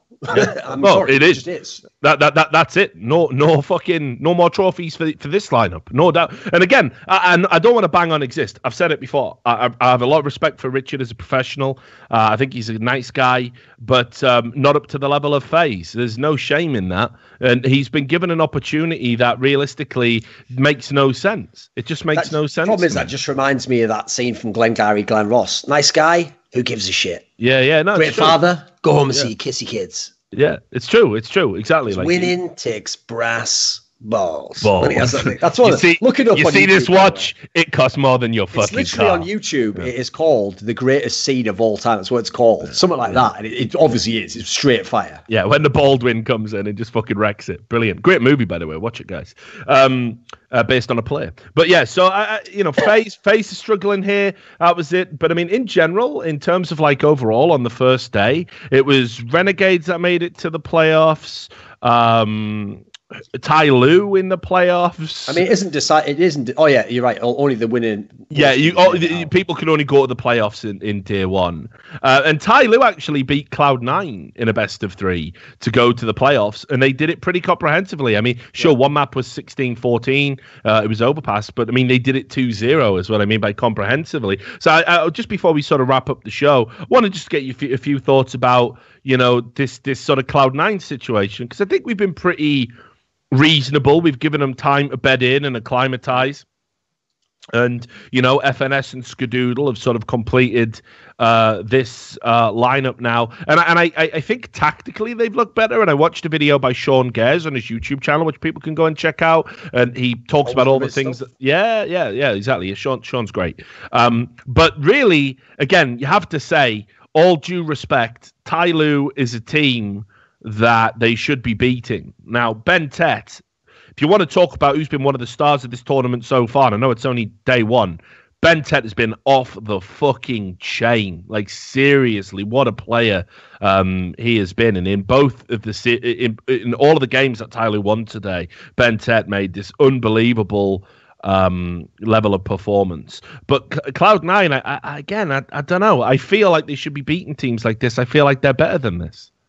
The thing that I find disappointing is the reason why I'm not like super underwhelmed. I am underwhelmed when you lost to Ty Lue, I will say that. With that said, Ty Lue has been showing some signs over the last few months that they have a little bit of punch, a little bit of capability. Obviously, they beat Fnatic in a best of 3 on LAN at Star Series. This Excurate guy from Singapore has also helped turn the team around, even though I'm not sure what his situation, because supposedly like Ben Tet actually doesn't speak Chinese, Mandarin or something, like that. And so I know he was having problems. So I don't know if the Excurate...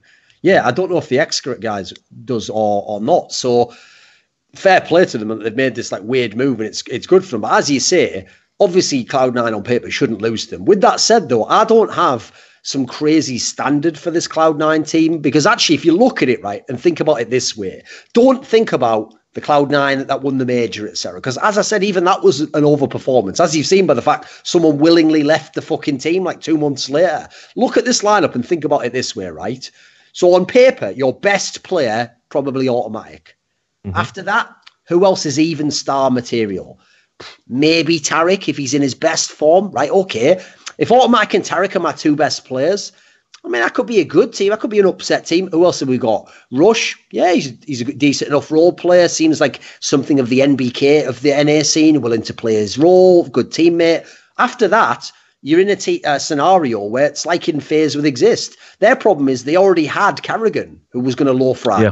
So now you've got Skadoodle and FNS. So my problem is, if you look at this team and you just take like the relative ability level and you ignore the name, this looks like any EPL team. It doesn't look like some stacked team like, wow, FNS. It's not like Karrigan in FaZe where it's like, wow, you had all those players and you didn't win. Mm-hmm. If I'm FNS, I'm like, actually, mate, this looks like it could have been a CLG roster. a year and a half ago, this wouldn't be unreasonable. You've played with half these players before. This isn't that nutty a team. So on the one hand, I actually, in some of their games, have thought they look decent enough tactically. It looks like he's done something in the T side. I still give him a little bit more benefit of doubt, but I do feel like there's not a kind of a lot of teeth in the lineup, No, I agree. If they win, I'll give a lot of the credit to FNS that way. I'll call it now. By next year, Stewie 2K will be back on that lineup. It seems logically he has to be, right? Yeah, he'll come back to Cloud9, no doubt in my mind. Just one last thing to talk about from day one in Sydney, and then we'll do a full breakdown, obviously, on the next podcast next week. A lot of people were intrigued to see how NRG were going to do. Obviously, NRG have this phenomenal record online, and they were thrown in the fucking deep end because they had to play Astralis, who are HLTV's #1 ranked team at the moment. It's hard to argue with them being #1 in the world, even though they themselves sort of don't agree. Well, I mean, that's just fucking device, isn't it? Like, sound. That's at the time. My favourite NB cry of all time, Rich, was the time that when Fnatic was the #1 team, but obviously then LDLC won the major and then they won MLG. So unsurprisingly, going into a tournament like a month later when that had all kicked fully into sway, I actually had LDLC for one tournament they were ranked above Fnatic in like the Fnatic era. And when I did it, NBK himself was like, I'm not really sure we are #1, but thanks anyway, sort of, I guess. It's like, sound. Cheers, mate. You can't even get a fucking break on this. But anyway, I will say out here, though, one thing I'm confused by is generally I'm actually really, most tournaments now, I never have to complain anymore about what a rigged group or bullshit draw, because actually half the groups that look sick tend to be where it's like, a big name has just gone way down the rankings. So logically, they should get seeded in a bad group sometimes. But this one here is weird. I know NRG obviously hasn't been into any lands with the lineups, but how do they get seeded against the #1 team? Like, how is Boot DS playing against Mouse Spots here? Like, am I missing something? Is NRG below all those teams? How is Chiefs playing Fnatic, but NRG has to play Astralis first? That seems a little off. We know ESL events do use their own internal ranking system, don't they? Right, okay. Maybe so I don't know how that. But I do feel like I agree with you. They got given a pretty unreasonable task, I think. And to be fair, they did very well. They took it to overtime. Here's some observations. First of all, I think anyone who's followed us for any period of time knows my feelings about Fugly. I don't think Fugly is a player. Like he doesn't have. He's just a person on a server who happens to play for the teams he's on. He doesn't seem to have any role or any direction. He never posts great statistics for me.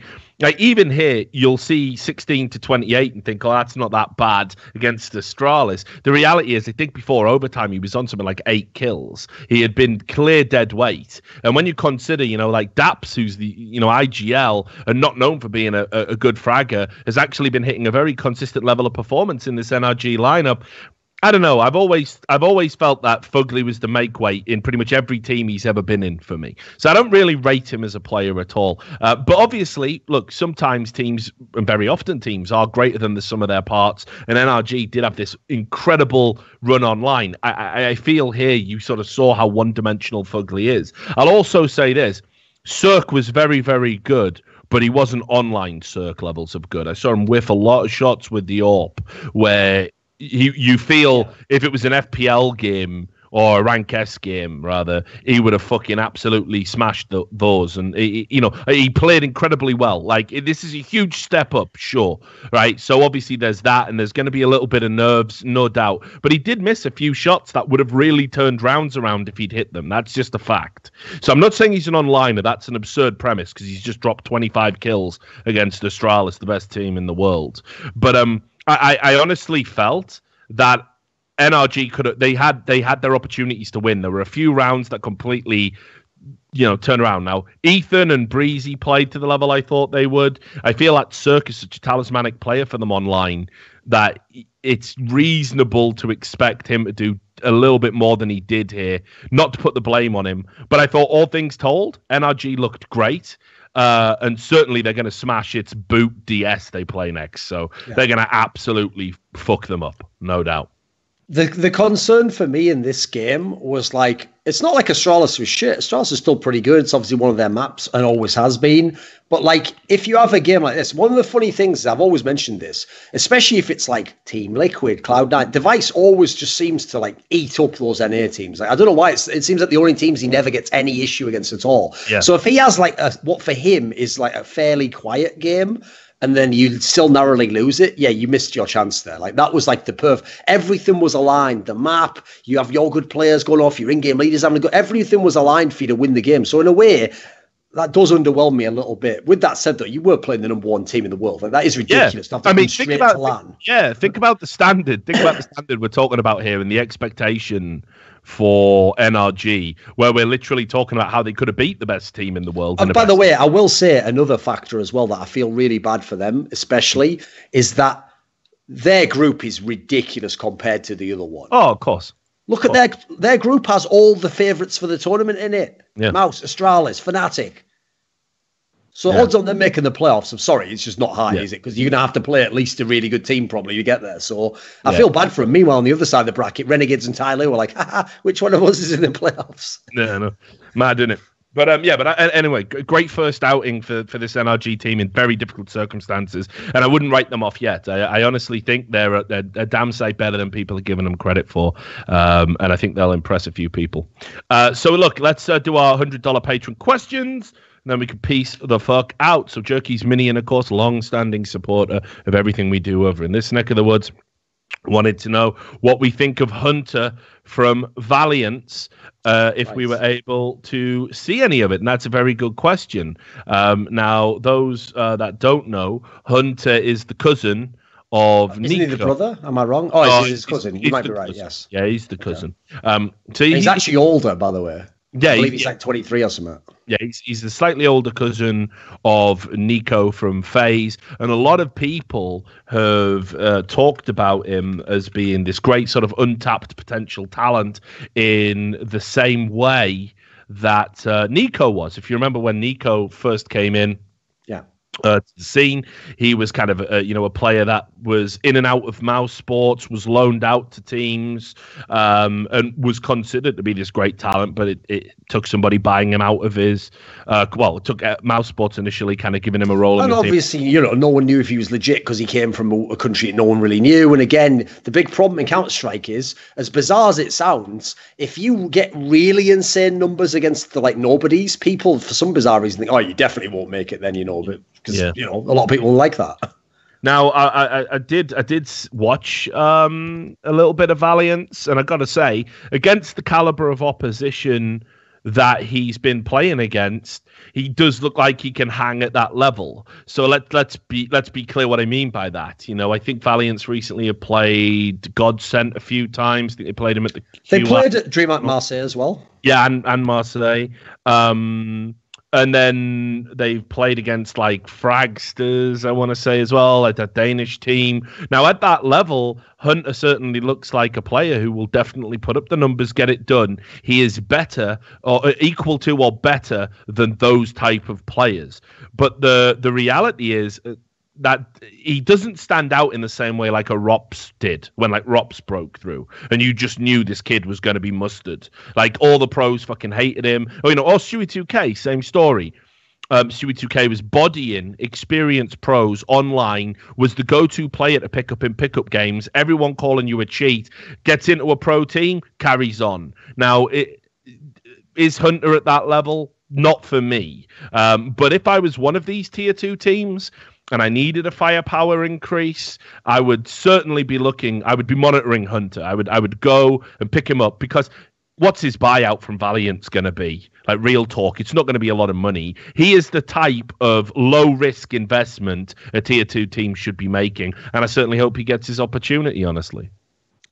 Yeah, I mean, I have to say, I was already skeptical when people used the angle of, he's Nico's cousin. Because, by the way, this is one of the famous tropes where people make this joke in esports. And I'm not one of these people who generally uses the phrase cringe, but I literally cringe when the people say it, which is whenever anyone's like, a pro player has a kid. I can't wait till he's a major champion in 20 years. Odds are it won't happen, mate.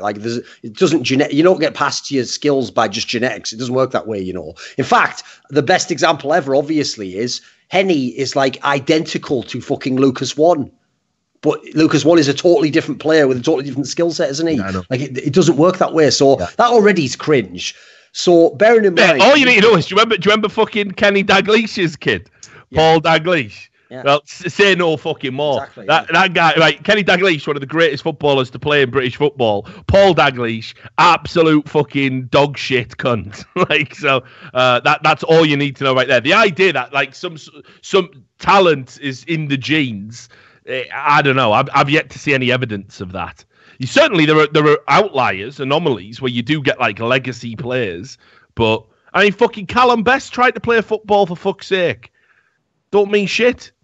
But yeah, I mean, that already makes you sceptical, because that's not enough of a reason. With that said, it does look like, as you're saying, at his level, he certainly looks like he's excelling at most times. So I agree, he should be on the lookout for someone. This is actually where I really wonder, like, you know what? I'm just going to say it. When that big team came out with that statement that, like, oh, we're just going to try and make it German players only. You know what that says to me immediately? You know how I translate that? Don't have any money, do we? Yeah, right. That's my assumption. Because, and by the way, hilariously, then immediately go and get a UK player. So much for that, eh? So this is the sort of player, though, that I would actually like a team like a Big to get. Because first of all, good shout, actually. First of all, you know, I want him to go to a proper in-game leader. Then we'll actually see if he's got any up to snuff. And also, if he actually turns out to have some talent, think about it, Godby. You had a chance to have Nico and have him for a while. You got removed from the team. You could do it again, couldn't you? You could start now and get him, and then work with it. That is a really good shout, and it would also serve the additional benefit of getting Legia out of the lineup, wouldn't it? Anything that can do that. Exactly. Like, please. Yeah, I'm on board with this. I'm going to start tweeting it. I think I might just tweet it every couple of days. But then again, though, Hunter, a part of me does want Smouya to have to keep playing with Legia for a while. Your punishment must be more severe. I don't know why I'm from fucking Lancashire or something. Oh, yeah. Hey, Pet, your fucking punishment is more severe. I wondered what would break first. Your spirit or your body? Anyway. Tell you what, your fucking jaw. If I saw you, you're looking like config, little bastard. Is that you, Smouya? Right, anyway, Chris Enwin asks... You know the thing, though, because his surname, Smouya's surname, is Butterfield. Obviously... He's got back to the Butterfield joke. Here he goes. What have you got for me? Obviously, if Moses was to name himself that way, he would just be named after the famous dance festival called Creamfields. Not bad. Wasn't that great, really? But as I was saying it, I realised I was wasting your time and my own time and everyone watching. Yeah. But that's mainly the tagline of this show. Yep. Okay. Wasn't worth going back to. We'll even though we've said nothing controversial. Just timestamp that. I'll timestamp that for quality purposes alone. Keeping all the part what we say Rat King about 700 times. Though. Yeah, that's straight fire. So anyway, moving on from the Rat King, Chris Enwin asks, given that Cobblestone has been removed from the map pool due to persisting issues, I would like to ask what is the best version of Cobblestone across all versions of Counter-Strike, and what changes could be made to fix Cobble for good. Now, again, I'll answer this one pretty quickly. Right, so 1.6 Cobble was an atrocity. It was terrible. Yeah, absolutely terrible. One of the most ridiculously one-sided maps and imbalanced maps that's ever existed in any version of Counter-Strike, which is why it got phased out very gradually. Then next in the line of worst was the CSGO version. Yeah. And the release version. ESL 1 Cologne 2014. But before Cologne, which completely skewed the fucking tournament. That was absolute dog shit. Then I would say Counter-Strike Source Cobblestone. I always had a soft spot. What was that one like in comparison? Was it the same layout? No, it wasn't a like for like copy of the 1.6. It added a few boxes and stuff, but it was a similar structurally. It was just more balanced due to like the nature of they made the doors a little bit wider and stuff like that, so you get out. It was still unbelievably one-sided and had horrendous choke points, and it got phased out of competitive play. Like when I used to play in clan base, the two maps we used to pick, just because we had good T sides on them and we could wreck people, were Aztec and Cobble. Like that was it. Because if you could get 3 rounds on T, you'd won pretty much. Okay. So anyway, so then that, and then I think the before this without the steps upgrade. Right. And then this version that just got took out. So this was definitely the best version of Cobble out of any version of Counter-Strike that had been played. But that unfortunately doesn't mean that it's still a good map, really. And I'll be honest, while I think Cobble was one of the more imbalanced maps that we had, I still think it was balanced enough to be in the map pool. I certainly would have preferred to see Nuke taken out. I still do not think that map is fit for purpose competitively, but if it can't be Nuke, it could only be Cobblestone to bring Dust 2 back. There isn't another map you can take out. There was a lot of people worried that it was going to be Cache that was going to go. You definitely can't take Cache out. Cache is a map that, for all of its simplicity, it actually continues to evolve. It's quite incredible. I've always never understood the complaints about that map. I think it's a good map.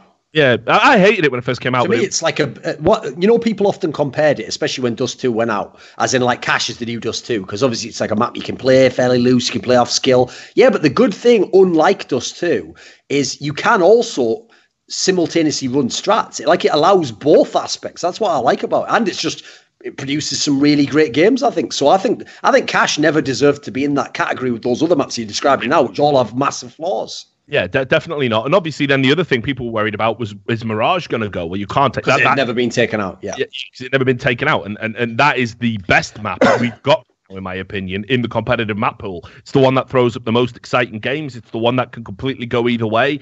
It's got the simplicity of a Dust 2 with the high level complexity, tactical approach of like say an Inferno or a Nuke. I really like Mirage. So unfortunately it had to be Cobblestone. I think that was the best version of Cobblestone, and I think you can do things with this iteration of the map. That for me the issue was always drop down. I think you need to do something with the way that drop down works, because it's pretty much that's where the map seems to be won or lost. It's been the hardest position to play as CT probably forever. Yeah, and if they can do something with drop down and make it viable for the CTs, but also give different approaches for the Ts around that part of the map, the mid area of the map, which you certainly had in previous iterations of Cobble, with the ladder room and the ramps. Then you've got a very good map. You've got a much more balanced map. But drop down in its current form, which you said, it's a nightmare for the CTs. And if a T has your number, if a player knows how to just beat you time and time again, or you don't have a player that can sort of specialize in that position, like a JW or someone who can make things work, you're really going to struggle on that map. And that's the fundamental problem with it for me. I don't know how you feel.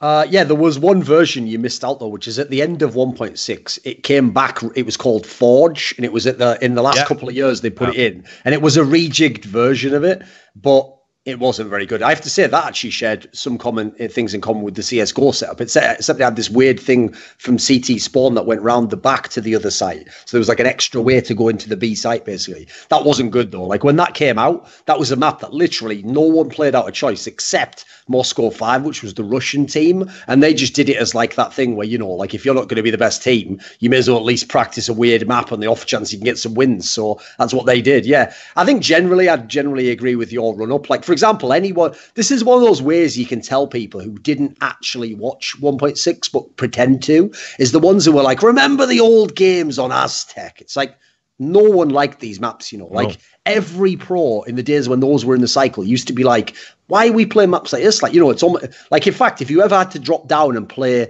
like a 9th to 12th match at a CPL on Prodigy, you would even say if you lost, like, who gives a fuck? No one practices the initial maps you had in Counter-Strike were absolutely awful. We had about 10 maps as well, by the way. Prodigy, Cobble, Aztec, they were so one-sided towards the CTs. All of them. Prodigy is one of the worst maps in any game. Way too big as well. Yeah, stupid. But on that point, while we're talking about size, one thing I will say is, and it links into the drop-down issue, one of the problems you got with Cobblestone is, once drop-down is controlled, let's say you're rotating from this side and you have to go past drop-down and the T's are all swarmed over there is not enough time to rotate to the amount of places on the map you have to check. It is impossible to do a sweep. You literally have to gamble if you go from one site to the other, and that just plays to the tees. You can't check every nook and cranny. You can't check every crevice, or the bomb's going to go off. And we see it time and time again. Well, actually, while Cobblestone was in the meta, you would even see teams not bother to rotate. If they lost 2 on that side of the map, they don't rotate to the other side of the map. They would just save the guns. Because what's the point? You're going to go through, check 60 different fucking corners someone can be fucking hiding in, and then you lose the guns. So you may as well save the guns ultimately. So it had a lot of problems like that. I think it just needs to be simplified, and then it can go back into the map pool. But yeah, I definitely wanted Nuke out, but Cobblestone was the next best pick. Like, for me, part of the problem is, I said this in my video as well, like, whereas with maps like Nuke, like, one of the problems I have with Nuke is it just doesn't produce many classics either. Like, that's got to be telling to me. Because as much as I'll complain about, like, I think Dust 2 is a fairly average map, definitely produces some fucking amazing games. Like, you can't even so if you just for entertainment value alone, it deserves a spot to some degree.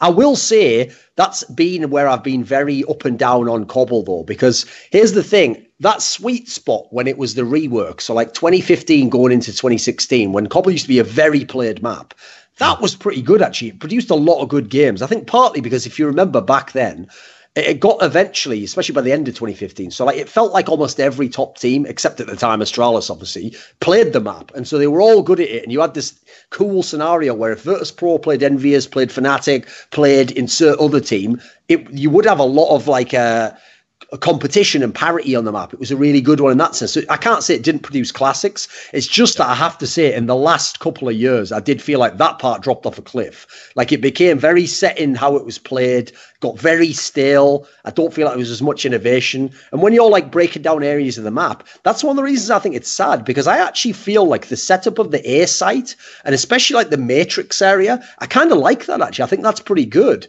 But a lot of the rest of the map is, in my opinion, almost like irreconcilable with modern Counter-Strike. Like, yeah, as you're saying, drop down is a complete joke. Remember this fact whenever you're trying to look at a map and its balance, that if you ever look up the stats, every top player gets more kills with AKs than they do with the Colt. Yeah. Now, yes, true, the Colt costs more. So naturally, there should be slightly fewer kills. But it's to quite a big degree. And yet you still have all these maps that are like, sometimes, no, not in case of Cobblestone, but some of them are CT-sided, right? Part of the reason why of that is because the edge you already have in a 1v1 battle with an AK, if you then add in factors like if you flash the guy, he's blind now and you're shooting him with an AK. If you're slightly above him and you can shoot into all of his head hitbox and he can only aim at the bottom of you have an advantage. So there's all these factors as to why maps like Dust 2, when you take over Catwalk, can now be T-sided because you're shooting down at him. There's all these weird elements that as a map maker, I'd feel like it's a nightmare. I don't blame them. I don't know how you create a competitive map. I don't feel like it can be done. I feel like you have to just create a map you think's good and then we have to field test it. And if it's not good, sorry, probably just chuck it out on its arse. So to me, yeah, you could never really fix Cobble. They tried a few things.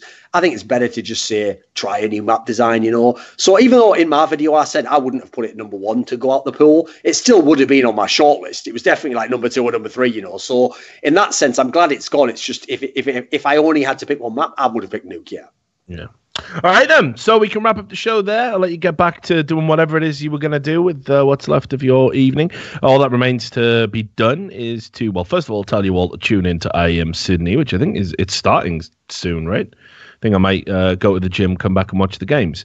But anyway, so do that. And then, of course, to thank all of our wonderful patrons that make this show possible. I have been told that we might be getting a sponsor in for the next couple of shows. So this will be interesting. I won't say too much about that. But yes, so there will be some products to shill at the start. So enjoy. And it's not a sort of one of those bad sponsorships. You know what I mean? It's like a friend. It's kind of cool. So an interesting thing anyway. Something different. Yeah. But so we'll tell you something about that. Something a little bit different. Anyway. $100 patrons: Detlef Insomniac, Chris N. Wynn, Hyolu, Ruxon, and Jerky's Minion are $50 patrons. The Archangel Varao, Carter, Daniel Plamanov, Yordanov. I've done that again. I do that every fucking week. Carter is a separate guy. Daniel Plamanov, Yordanov is a separate guy. They have not been. They are not part of the pod. You can't blame me. I put a comma in there. No, mate. I don't know why I think Carter, Daniel Plamanov, Yordanov is just an actual. I don't know. Because you think he's like fucking Maximus. Yeah. So sorry about that, guys. You are two separate people. Congratulations on that. Vexy, Nostradamus, and congratulations on not being this other guy. Congrats, mate. Marcus Kjumpa, Madsen, Mama Jamma Hennessy, Keith Miller, Benakagi Assassin, and William Southern. That was By the Numbers. We will see you next week. Until then, take care.